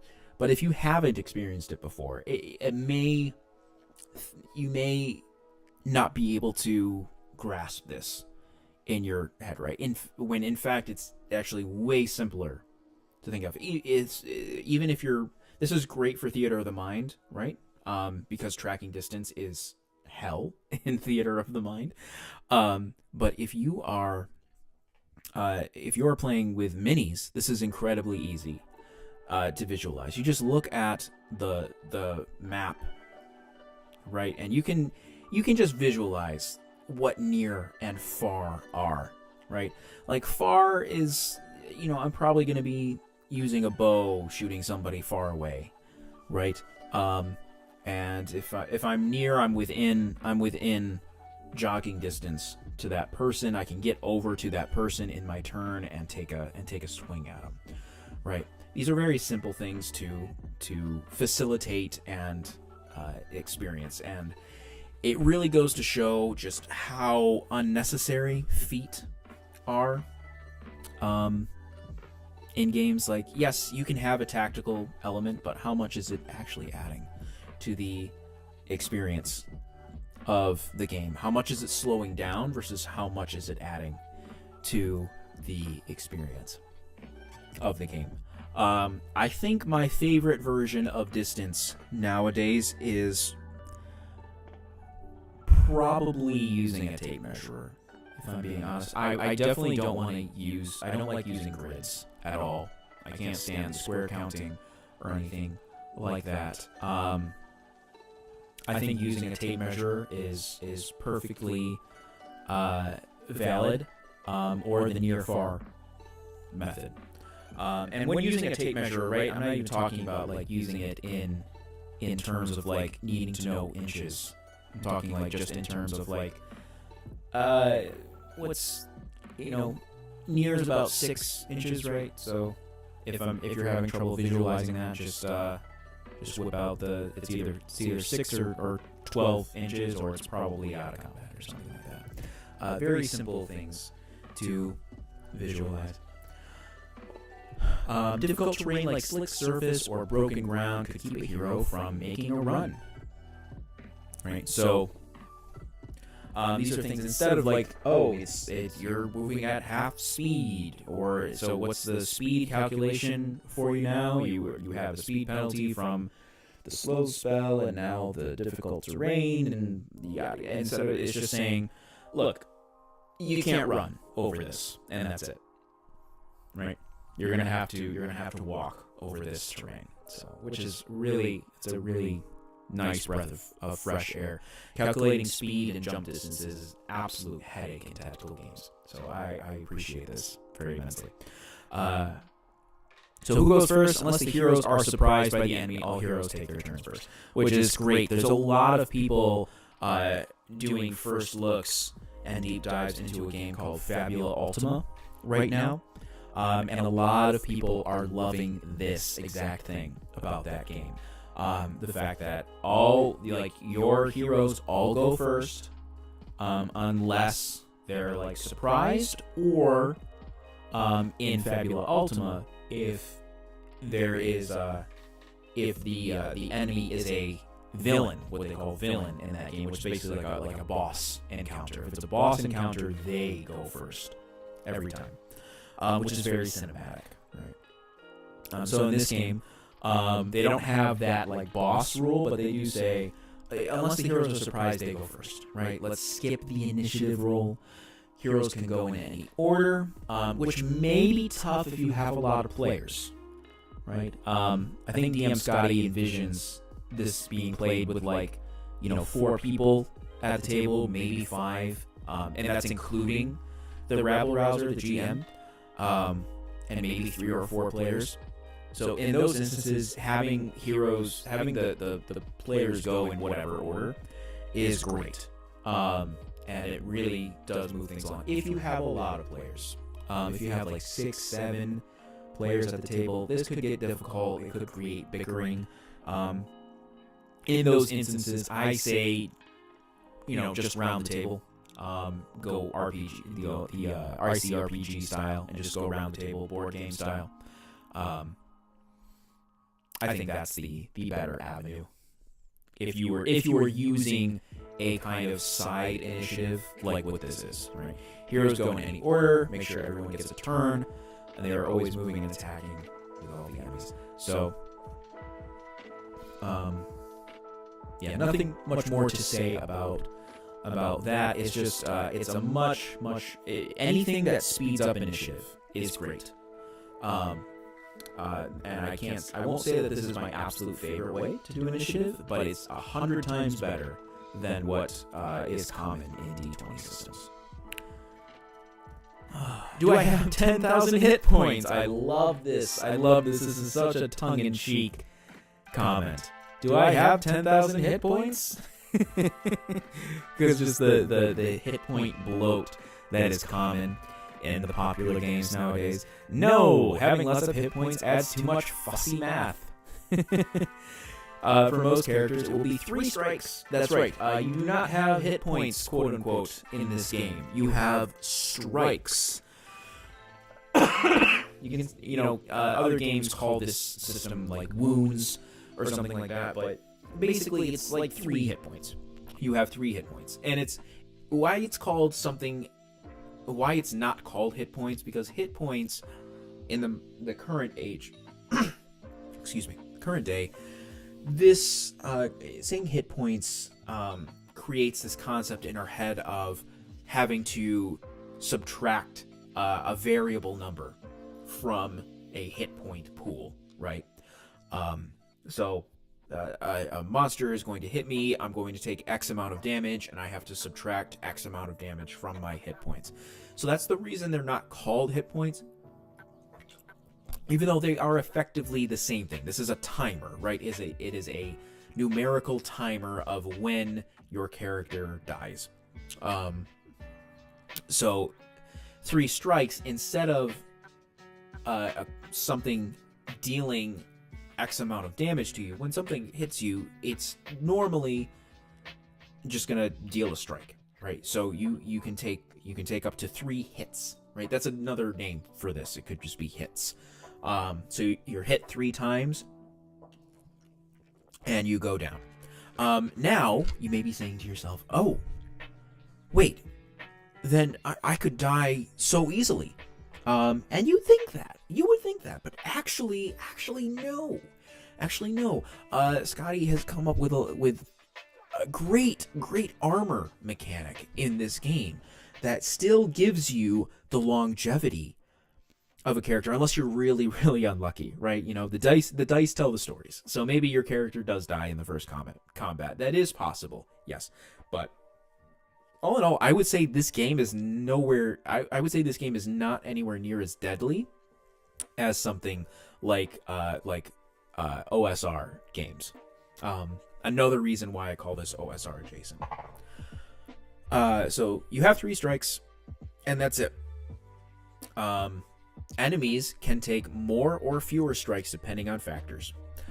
So most of your common like fodder enemies are going to be 1-strike enemies, which is awesome. It goes back to that minion rule in 4th edition, where fodder enemies, they have 1 hit point. You hit them, they're dead.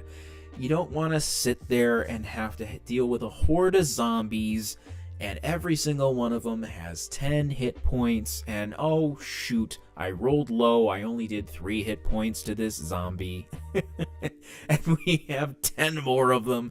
It just feels silly, unless you're playing like a zombie horror game, in which case, it should feel dangerous and everything like that. But what's lovely about this game is it gives you a mix. It gives you a mix of feeling powerful and capable enough as an adventurer, right? But it's also dangerous because you only have 3 strikes. You only have 3 hits that you can take ever. So it's a nice middle ground of between grittiness and heroism. Right. That gritty meets heroic kind of deal. Like you go out and you feel heroic, but at the same time there is a danger to the world. So how do you recover? Obviously magic. There's special abilities that can recover strikes. This game's version of a cleric, which is called a friar, has an ability that heals. However, you can also recover 1 strike naturally by eating a meal and resting for the night. So, taking a rest. It doesn't recover you to full, but it recovers 1 strike. Okay, how much damage will my weapons do? 1 hit equals 1 strike of damage, as I described. Sometimes something that feels like it would be more impactful does deal more than 1 strike, right? So this paragraph gives the example of being hit with a ballistae. Right? If you were to use a ballistae against a dragon, right, it would deal 2 strikes. Because that feels a lot more impactful. Like that feels like we understand in our minds without having to have all these complex rules of like, oh, this a ballistae, if it's used X way, it deals this much damage. We understand in our monkey brains that big bow equal big damage. Right? Small bow, small damage. Big bow, big damage. That's this. We understand that concept, right? So we get that a ballistae should be more impactful than a longbow, right? It is possible to get hit by a large weapon, make 1 armor save, and still take 1 strike of damage. So that's how armor works. Yes, you are doing armor saves. You're basically rolling defense. So if you've played ICRPG before, or there's other systems that you roll defense. I think Hackmaster does it. There's several systems that do this. But if you played something like that, yes, you are rolling for your defense as opposed to having an armor class that needs to be checked against, right? So, the crit rule. Rolling a 6 in combat is a crit. Has the potential to cause more strikes of damage. And so, crits can explode in this game. And you can use karma to increase your die roll to a 6, which counts. Right, so if you use karma, you increase a die to a 6, it does count as a crit and works the exact same way. So exactly how this mechanic works: continue rolling 1 die for every consecutive 6 rolled, inflicted another strike. This is called confirming the crit. So yeah, every time you roll a 6, this will continue to explode. And it will continue to do an additional strike for every 6 you roll. Karma can be used. Keep rolling until either you do not roll a 6 or you run out of karma. With enough luck or karma, you could kill anything. Beware, enemies can also inflict crits. So yes, what works for you can work against you. So keep that in mind. And this is a nice rule. You notice here, it sucks in a game. It feels bad whenever you really nail something, and then it feels wasted. Right? We've all had those moments where you nail your crit, but the monster only had like 2 hit points left. So this rule says this is almost like a cleave. It's like a cleave rule. Confirmed crits basically cleave. They permit unused strikes to be carried over to nearby targets. If you are a melee fighter, only opponents next to you can be hit. If you are ranged, you can choose targets within sight. So this allows your crits to not feel wasted, which is a lovely little additional thing in this game. Great rule. So I'm going to leave it there for a moment, and I'm going to take a brief break, and when we come back, we will continue these rules. I just need to run to the bathroom, refill my water, and then we'll be back. No one's watching anyway. So basically, once I plan to post in addition to the VOD that gets posted automatically to YouTube, I'm going to create, I hope I have the time to do this, an edited version of this, where I cut out things like breaks and stuff like that. Be right back.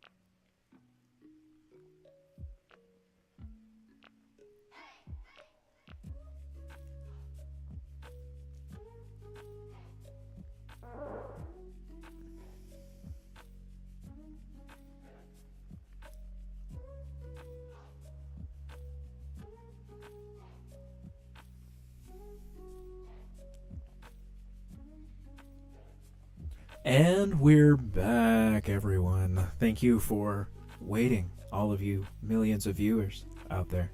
Very much appreciate it. I gotta make fun of myself. During this time of me explaining this, you may have been asking yourself, okay, what?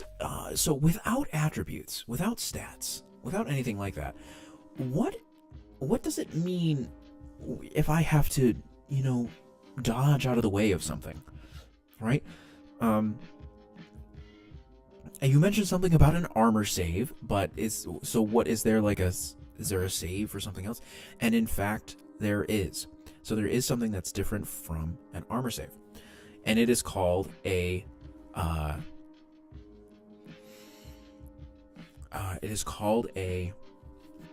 my goodness, miraculous save. I believe, yes. Miraculous. So miraculous save is those saves which defy any other kind of means of escape, right? Miraculous saves are for those moments where that don't involve armor, that involve some sort of combination of intervention of luck and getting out of the way and things. So we're going to explore defense and stuff in this section here. So you can make opposed rolls called contests in this game. So that's one thing that you can do. So if something is trying to, say, swallow you, you make an opposed roll against that thing, right? Think of them as one party wanting a certain outcome, and the opposing party wants another. The RR and the hero roll against each other, and the higher roll wins the contest, and that's it. So there's no number that you have to hit. Of course, now the rules stand that if you roll a 1, you fail, right? But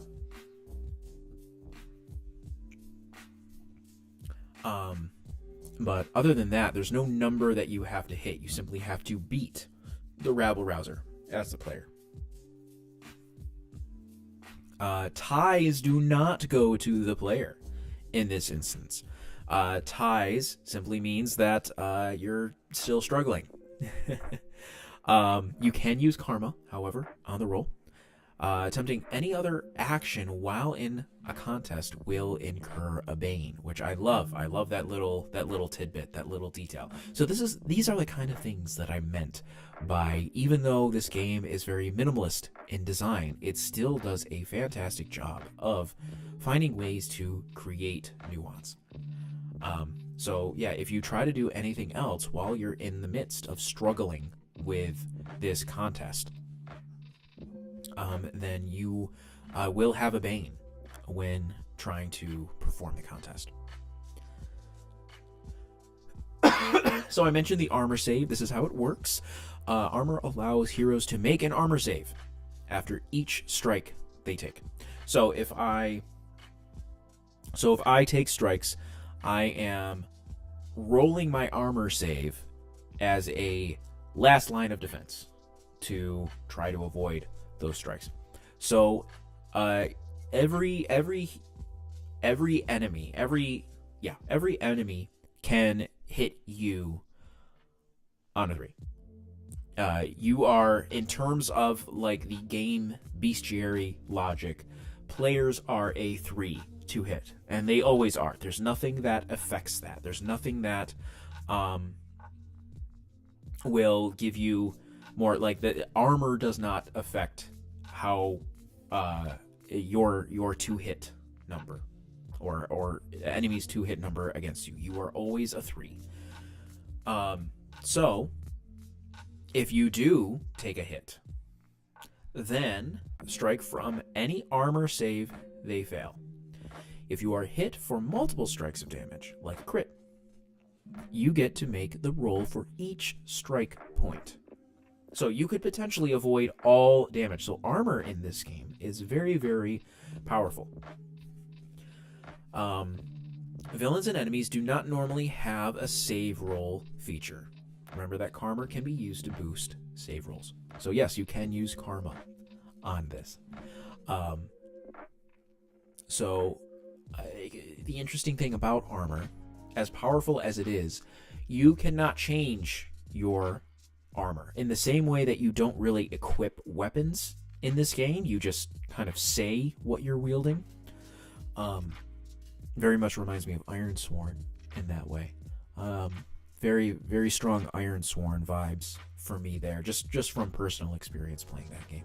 But yeah, in the same way, you're not really equipping a weapon. You're not really equipping armor. Your armor is based on the class that you take. Each class has their own armor save. I believe heavy armor is a 2 or better, and light armor is a 3 or a 4. I can't quite remember. But in addition, and we'll see that in a moment when we get to the classes. In addition to the armor saves, you get a miraculous save, as I explained yet. So anything that armor doesn't protect against, you can use miraculous save against. Some events happen that armor will not protect you from. In those cases, make a miraculous save roll instead of an armor save. Events such as falling, fire, poison, or crushing rocks will require a miraculous save roll and will inflict 1 strike for every failed roll. Okay. So these are the situations that work opposite to the normal kind of being hit, where your hit, there is a certain number of strikes that hit will do, and then you can save against each one of those strikes from your armor. Instead, things that you will use a miraculous save against will have a certain number of saves you need to make, and for every one of those you fail, you will take a hit. You will take a strike damage.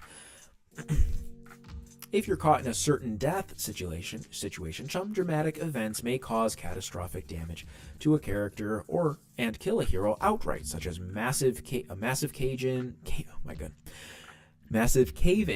or a large explosion. Heroes get a miraculous save roll instead of an armor save, but only survive with 1 strike remaining, even if they make the roll. So, and then you roleplay it. All right. Let's get into magics and miracles. Now, I will say going into this, unfortunately, the miracle stuff is rather sparse. I think I will say in this game that miracles rely a little too much on the rulings versus rules mentality. I think a little bit more fleshing out how exactly miracles are supposed to work would have been better, but I'll provide my interpretation of them and when we get there. So, magic and miracles. It's nothing like what you would expect. I can promise you that right now. There are going to be no spell lists. Nothing like that for anybody. Casting magic or calling miracles is a mini game that has different rules than any other action. It really is. It's its own animal in this game. Magic, but not to such an extent that it's unapproachable, right? It's not difficult in the way that, maybe playing a wizard, if you're playing D&D for the first time, maybe you don't want to play a wizard because it's kind of a pain in the butt. Having to memorize all the spells and what they do and everything you need for them. This is the most complex action you will take in the game is casting magic, but at the same time, it's still so ridiculously simple that anyone could do this, even a first-time player. So this not only gives magic and miracles a different feel, it keeps magic unpredictable and dangerous, and makes miracles hard to call upon, which I love. Magic and miracles action are similar, but have some differences. I would argue they have a lot of differences. But let's get it going. Preparing a spell. the conjurer explains what spell they are casting. Yeah, that's right. There's no list. There's no spell you're referencing. You just explain what you're doing with the magic. Then the rabble-rouser is going to decide if the spell is targeted against a creature, if it's an effect, or if it's a beneficial spell with friendly targets. So the rabble-rouser is going to decide kind of the details of the spell, like the mechanical details, what you would call it. But honestly, this could be like a back and forth between the rabble-rouser and the player, right? This exchange will help the rabble-rouser decide on how many resistance dice to roll. So what does that mean, right? Most enemies or heroes resist spells with a d6 roll, whereas others have a higher magic resistance and will roll more dice.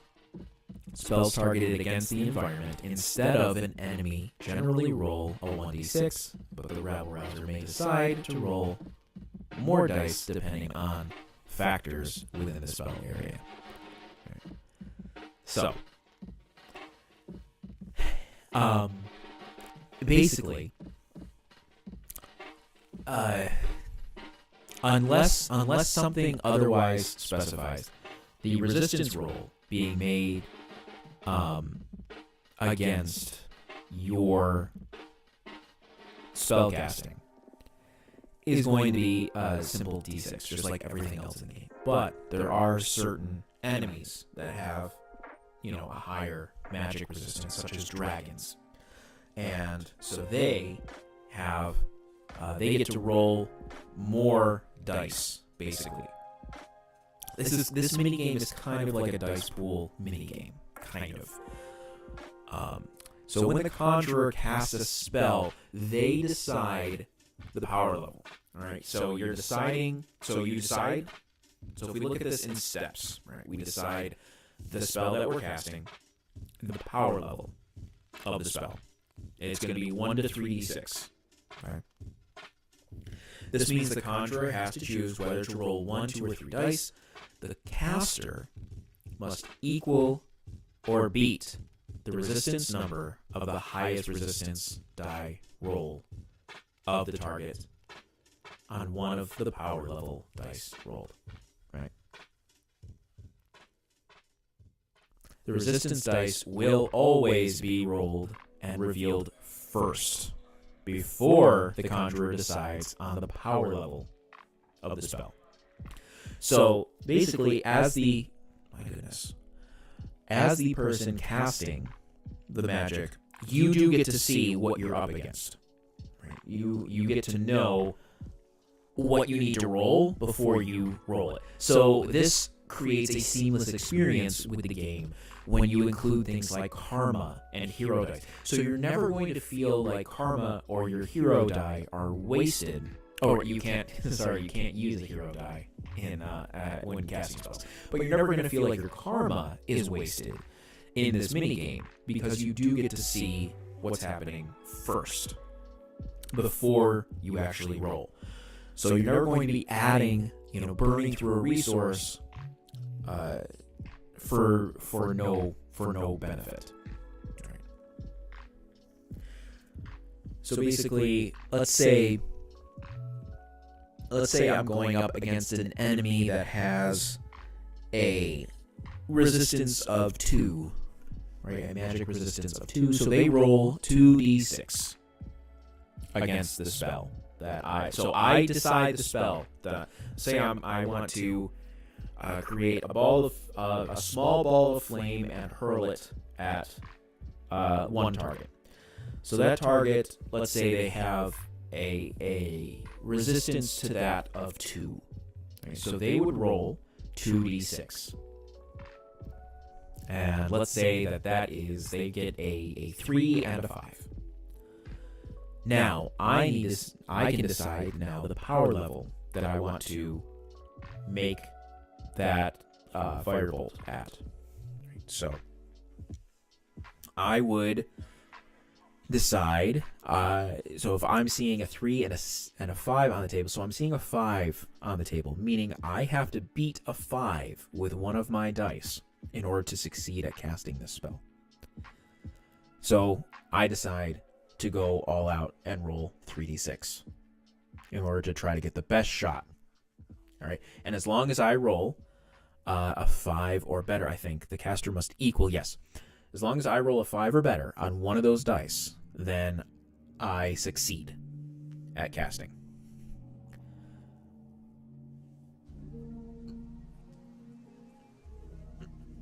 Excuse me.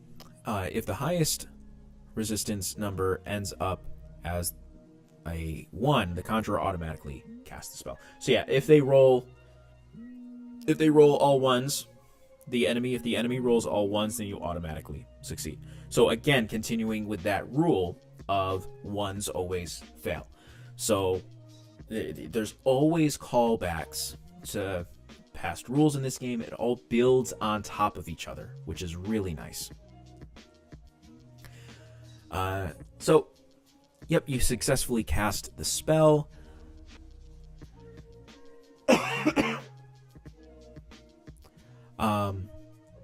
PL of 6 will beat a 6 rolled by the rabble rouser, as in this instance, the tie goes to the player. So that's the difference between this and a contest roll.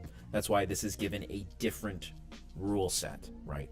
So this mini game, the casting mini game, is different than than a contest. So a contest, remember up at top here,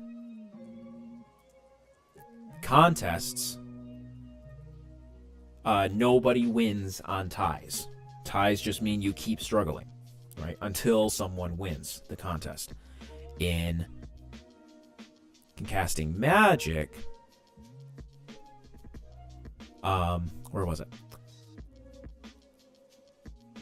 Conjurer has to choose. The caster must equal.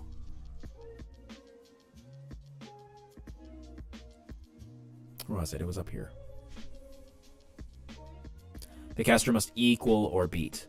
Yeah, so the caster does win ties when it comes to magic.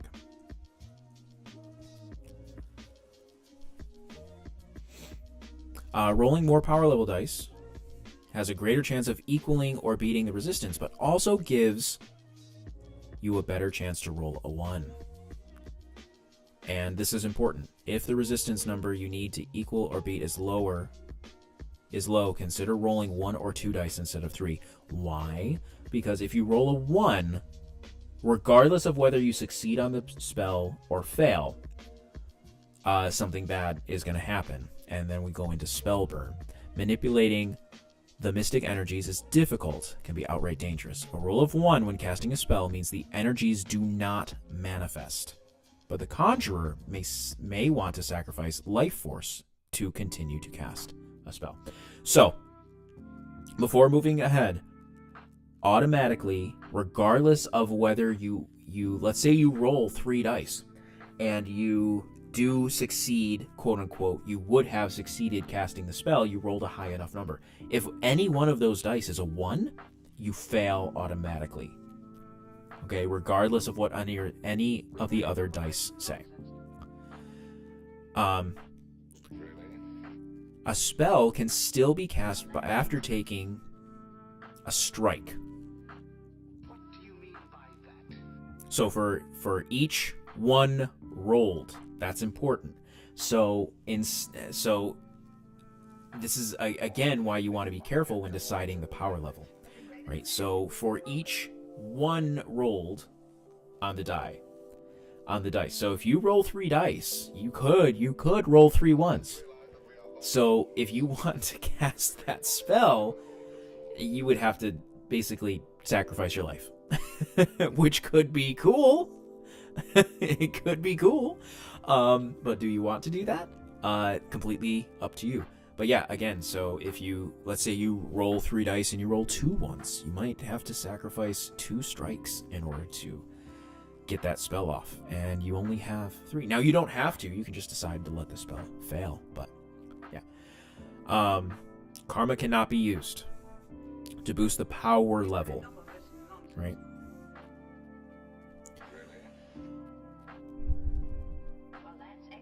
But the hero die can be used, right? So you cannot use karma on magic. Again, going back to what we said about karma, you cannot use karma to add 2 rolls of 1, and you cannot use karma on magic and miracles. You can only use a hero dice when a hero die when wanting to re-roll these. You can target up to multiple enemies with a spell, up to 6 enemies. However, the strain is great. Each target above 1 adds an extra d6 to the resistance roll. So instead of doing something like taking a Bane, remember, so what Scotty is doing here is he's taking this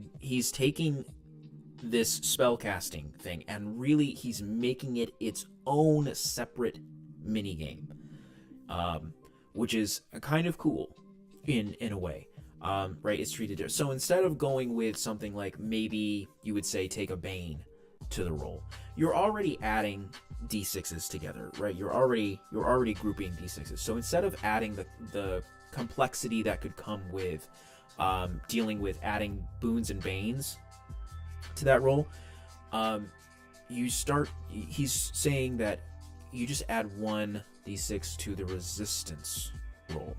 Okay, so if things are making it more difficult, such as targeting more than 1 enemy, then you are going to need to up the resistance roll to kind of make up for the fact that you're dealing with the resistance from multiple sources now.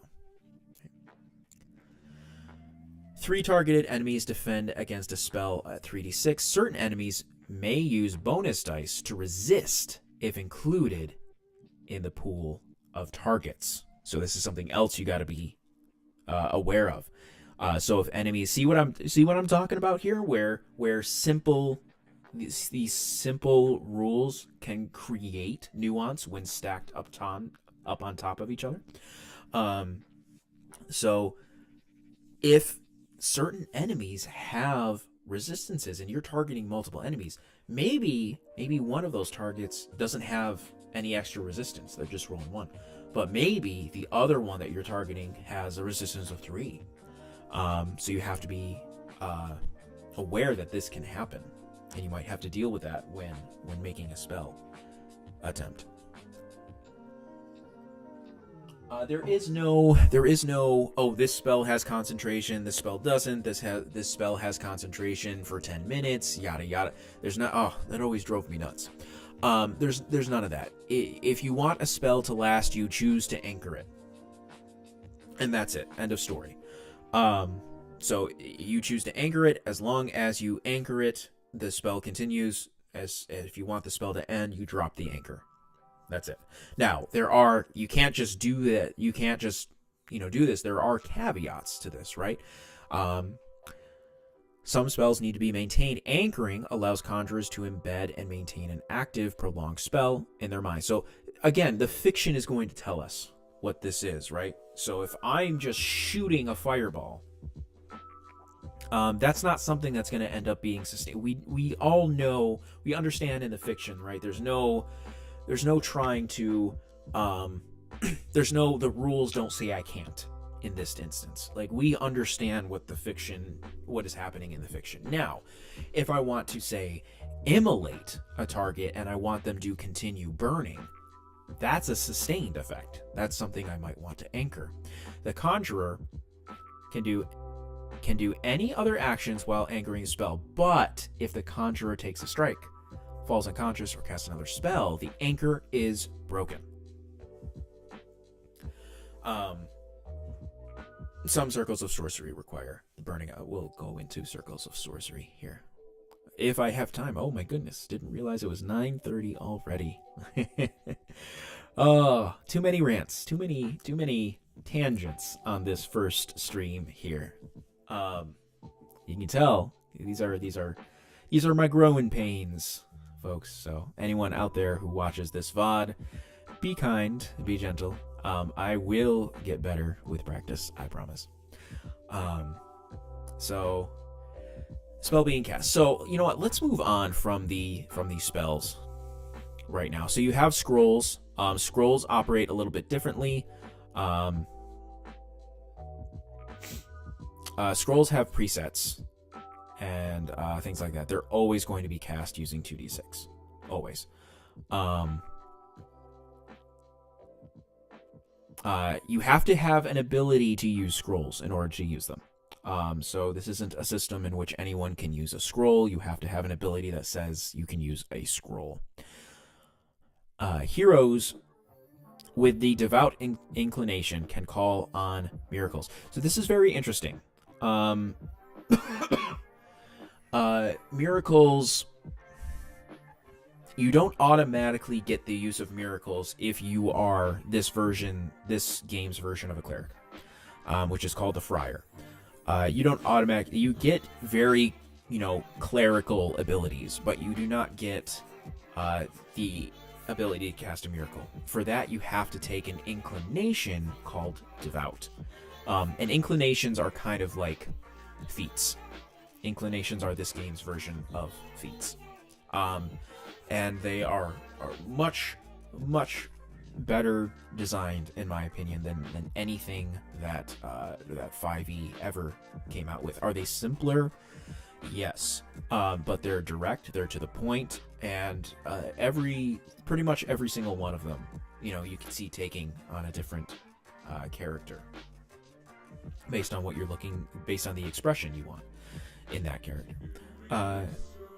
So with the miracles, some of you may have read these through already. I don't want to delve into miracles right now because they'll probably have me go on a different tangent. So I guess I will have to come back to this game and go deeper in on this, on miracles. It's its own kind of animal, and I do want to give it its own time and my opinions on it. But let's just move on. Money and wealth. This is excellent. Instead of having to track coin, you just have these wealth levels, right? And you are, you just mark these on your character sheet. You mark what wealth level you are, and that's it. You don't need to track money or anything. You go by what the fiction says. If you need to make if you are making a very big purchase, what is the fiction determine in that moment? Do you have a wealth level that would allow you to make that purchase? And is it such a big purchase that would diminish your wealth level? If it's like, let's say you are wealthy, but I want to put money into, I want to buy a tower for our party to have as a headquarters. I want to purchase a whole tower for that. Well, that may be a big enough purchase that the rabble rouser says, yeah, we can definitely make that happen. You will have to go down to moderate wealth though for the time being. Until you reach such a point where you can bring that back up, because this is such a big purchase. Alternatively, if you find a very large dragon's horde, everyone in the party may be able to go up 1 or 2 wealth levels just by finding that. So it's, this is one of those, again, very, very powered by the apocalypse thing where the fiction determines the outcome. This is an instance where rulings over rules, I think, is very, very strong.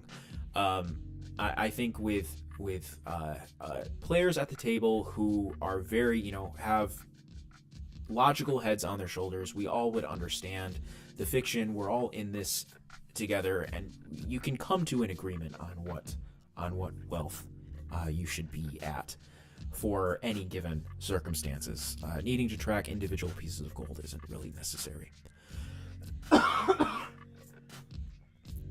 And here, as we finally get past 9:30, and I'm just getting to how to play, or how to make a character.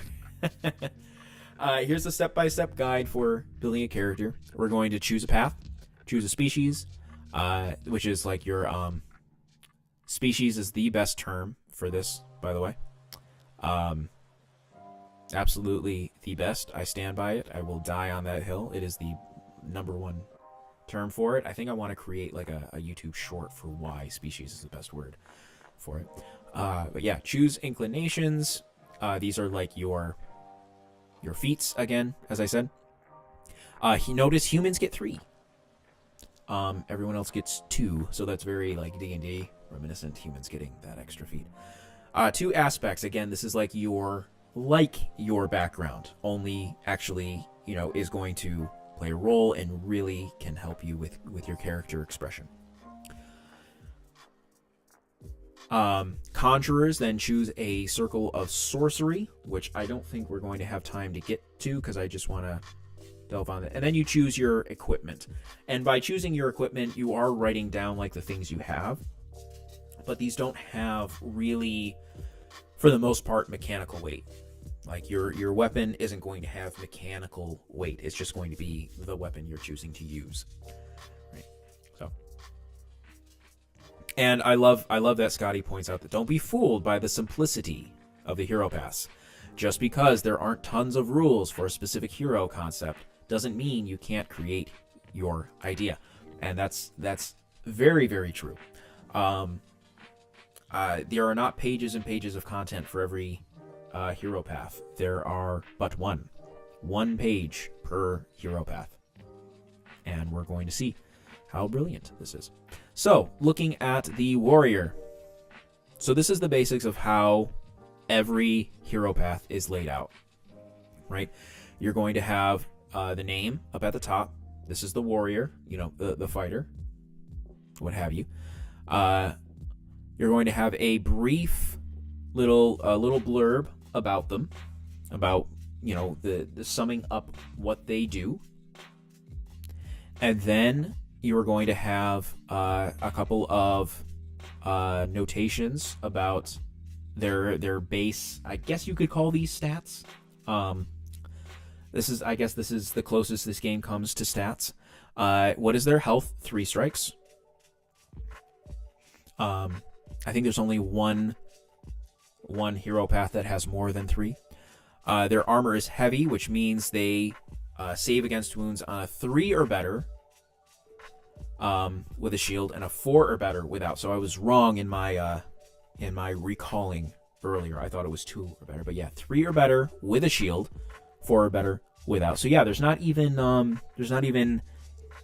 you're either say you're wielding a shield or you say you're not wielding a shield.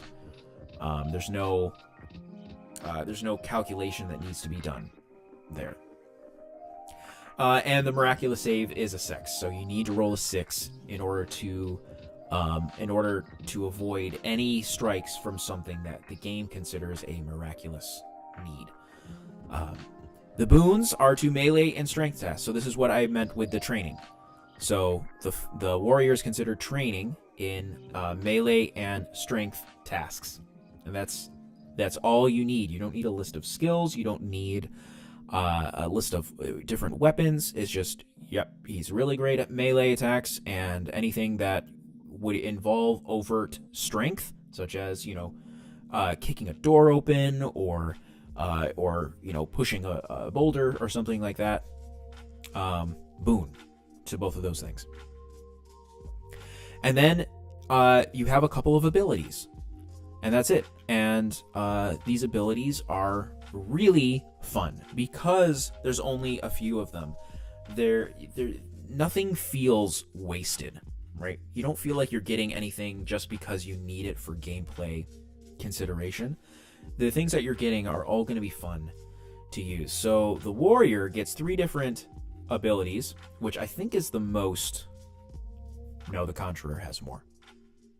3 different abilities. It all depends on what kind of weapon loadout you're using. So if you're using, if you're going sword and board, like this gentleman is here, you can use shield sacrifice. So as a free action, once per scene, You can deflect all attack damage from yourself or a close ally. I love that. For this round, but your shield breaks and is destroyed. This maneuver can even be activated after the damage has been inflicted. Your armor save then goes from 3 to 4+. You can avoid the break by spending 5 karma. So there's even a way to avoid breaking your shield by spending that karma resource. Very nice. Brutal Strikes is the two-handed. If you want to go two-handed, you crit on a 5 or 6 instead of just a 6. And then dual weapons, you are deadly. Let's see how this game handles dual wielding. You have an extra boon when fighting with dual weapons. So you roll 3d6 to attack and take the highest die, which is glorious. So if you're dual wielding, you basically get an X. You get 2 boons if you're dual wielding, because you already have a boon from your melee ability from being trained in melee, and then the fact that you're wielding 2 weapons at once. So this creates a great dichotomy between these 3 stances. Why? What's the difference between these 3?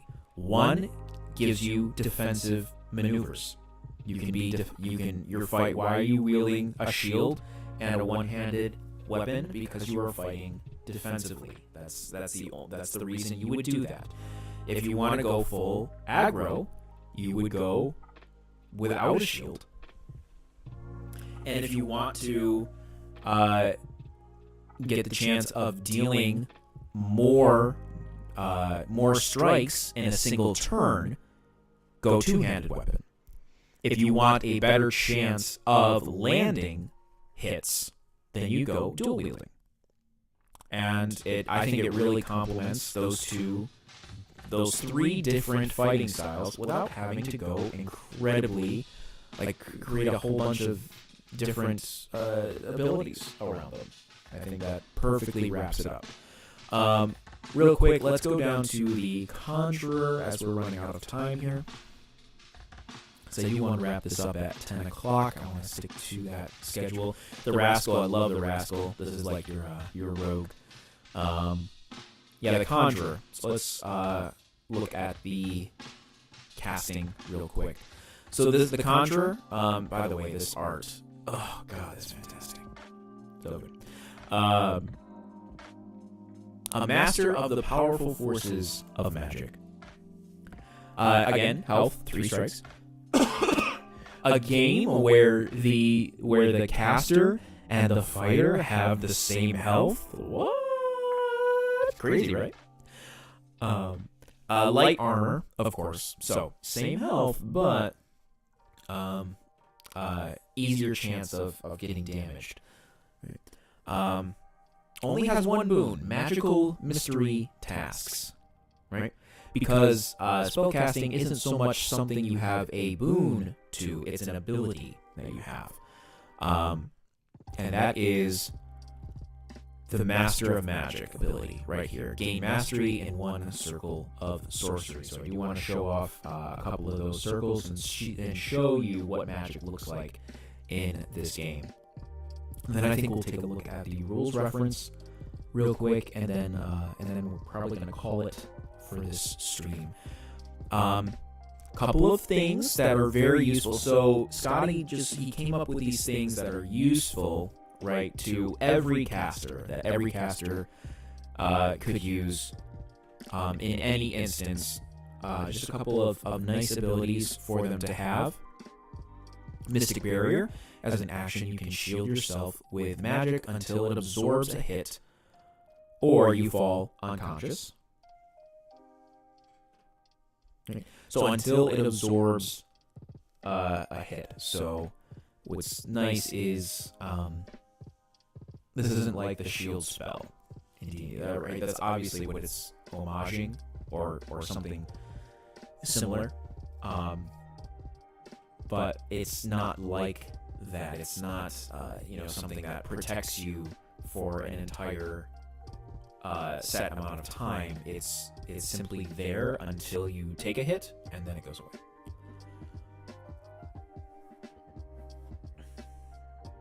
Master of Magic, this is basically your spell casting ability. Right? Seeker of Sorcery, this allows you to cast magic from scrolls. And then Wand or Staff. This is the answer that I want from cantrips. I've never been happy with how cantrips work in D20 games. This is the answer, at least the damage dealing ones. I'm talking about the damage dealing ones. Okay, you're looking for a simple way to deal damage without having to worry about the nuance of casting a spell or anything like that. You just want a simple damage dealing tool for a caster. You have wands and staves.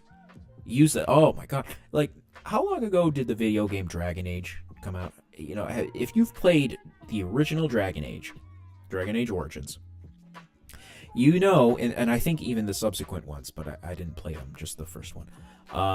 You know that in that game, casters have a basic attack, and instead of doing something like swinging their sword or their staff, they shoot a bolt of magic from their staff. And that's it. It's a very simple thing. It's something they can do in the seconds in between casting their regular spells. And I always thought that you could just apply the same thing to TTRPGs, and DM Scotty has with the Conjurer in this game. You can shoot mystic bolts from a wand or staff. This is a ranged attack hitting one target and rolling 1d6, cannot crit, and will only ever do one strike on a hit. There you go. Done. There you go. There's your simple damage dealing ability that you can use that doesn't involve the nuance of spell casting. And you don't need a whole bunch of these different cantrips that all do all these different kind of thing for free. It's not necessary. The out of combat ones are fine. They're whatever. But the in combat ones that deal damage, there's just way too much versatility in those. And I do think that creates a problem in the design of the game. But this is the Friar. I absolutely love the Friar in this game. But let's move down to the magic real quick. These are the real quick. These are the inclinations. You can see like cat-like. If you're ever knocked prone, you can avoid being knocked prone. Craft person. If you have a vocation. Danger sense. You cannot be surprised and have a boon to avoiding traps. So, yeah, faithful. Demons and undead can only hit you on a 5+. That's very flavorful. Love it. Familiar is an inclination in this game, so it's like a feat in this game, so you don't have to be a caster to have one. Very cool. So let's move on to these are the aspects. These are like your background. So you kind of make them up. It gives you a list of things that are examples, but you are just coming up with basically 2 short descriptors for yourself. I think in a character that I created, I used the ex-advisor to the prince and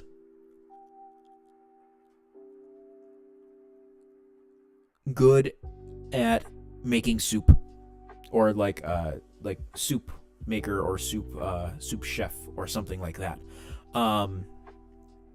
Just a couple of different descriptors of your character that gives them a little something extra, fleshes them out a little bit, and they can be applicable in the game. They can come up. So I want to talk about the circles of sorcery real quick before we wrap things up. because I do want to come back to this game and go complete going through it.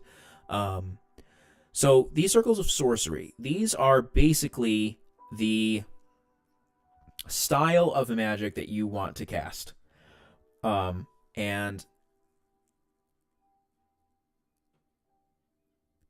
Excuse me. So instead of creating spell lists, this just gives you a kind of descriptor of the style of magic that you are going to wield, how it works in the world, and then you base the spells you're describing to the rabble rouser in the rules we went over earlier. You're using this to help describe those spells and come up with a whole bunch of different things that you can do, and you just say what you're doing and then play the mini game that we discussed. So arcane bands, this is very, very obviously Doctor Strange. Very obviously Doctor Strange inspired. That's fine. But yeah, Blastmaster, so this is like your elementalist, right? Not really, because there is element, but this is like your blaster. You're creating big explosions. This is, you want to play the big explosion evocation wizard. This is how you do that in EZD6. You are addicted to the raw energy of magic. I love that phrasing. It courses through you, often sparking in static discharges. You have little interest in the subtleties of magic. You want to blow things up. Your mastery of magic deals with little more than casting flashing purple and blue arcs of destructive energy. The raw stuff of chaos is highly damaging and inflicts 2 strikes per hit.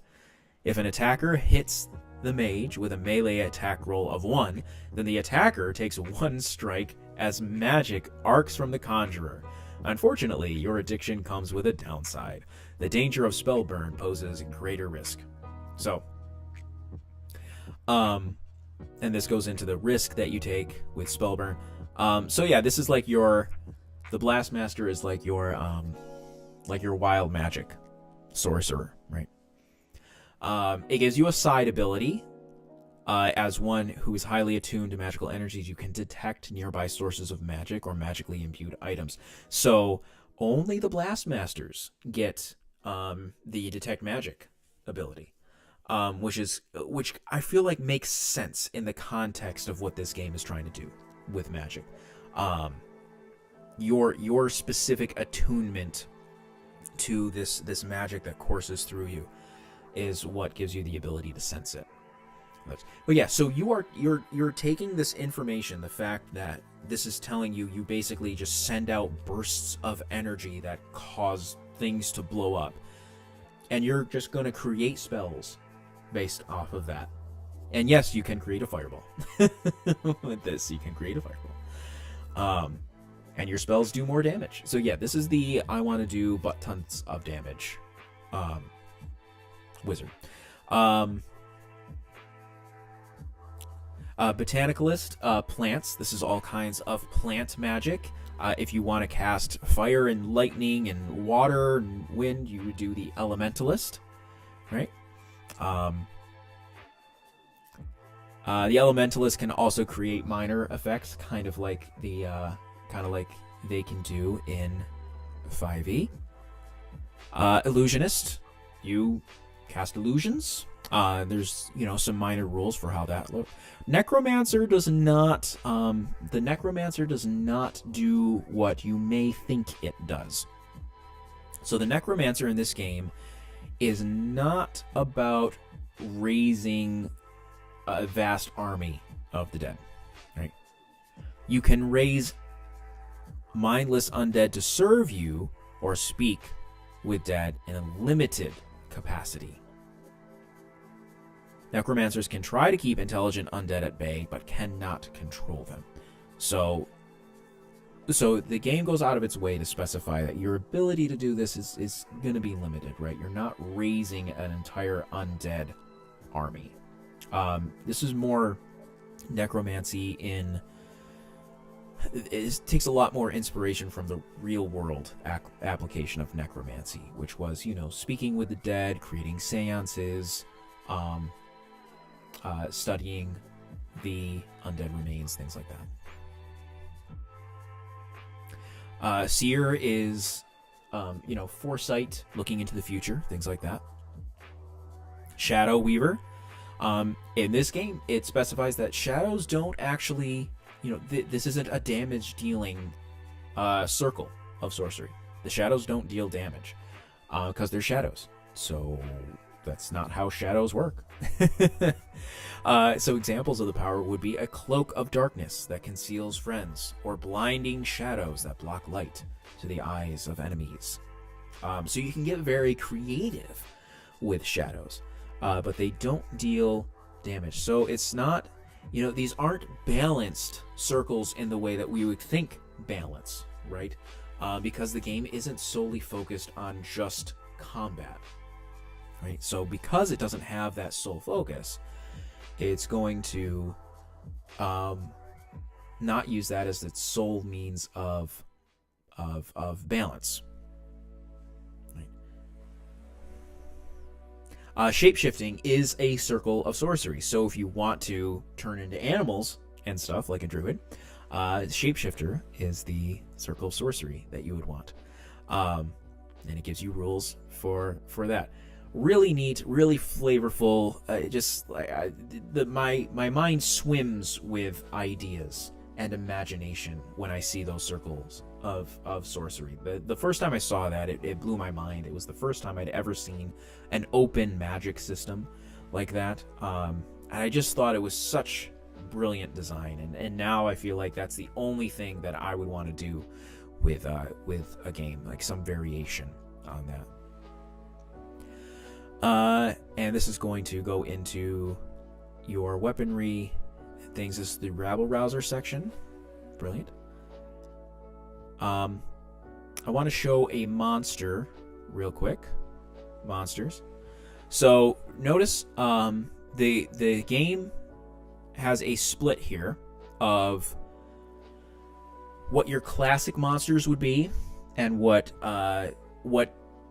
specific monsters they came up with. So your classic things are going to be like skeletons, demons, dragons, elementals, giants. And then they have their own list of unique monsters that they have designed, which is brilliant. I love this division, and I love it even more when we look at this. These your run-of-the-mill monsters, the one that we expect to see in any fantasy game, they're going to have a very short blurb. They're just going to have the stats laid out. We all know what these monsters do. We all know what they do. We all know how they act. Again, as I said at the beginning, very unapologetically, the game is looking at this from the perspective of you have played a game before. You have played a fantasy RPG before. We're not going to beat a dead horse and reinvent the wheel and everything. You know what a skeleton does. Here's just how you run it in this game. Here's the mechanics you need in this game. Skeletons are brittle, will shatter if hit. They only have one strike, right? And we compare that with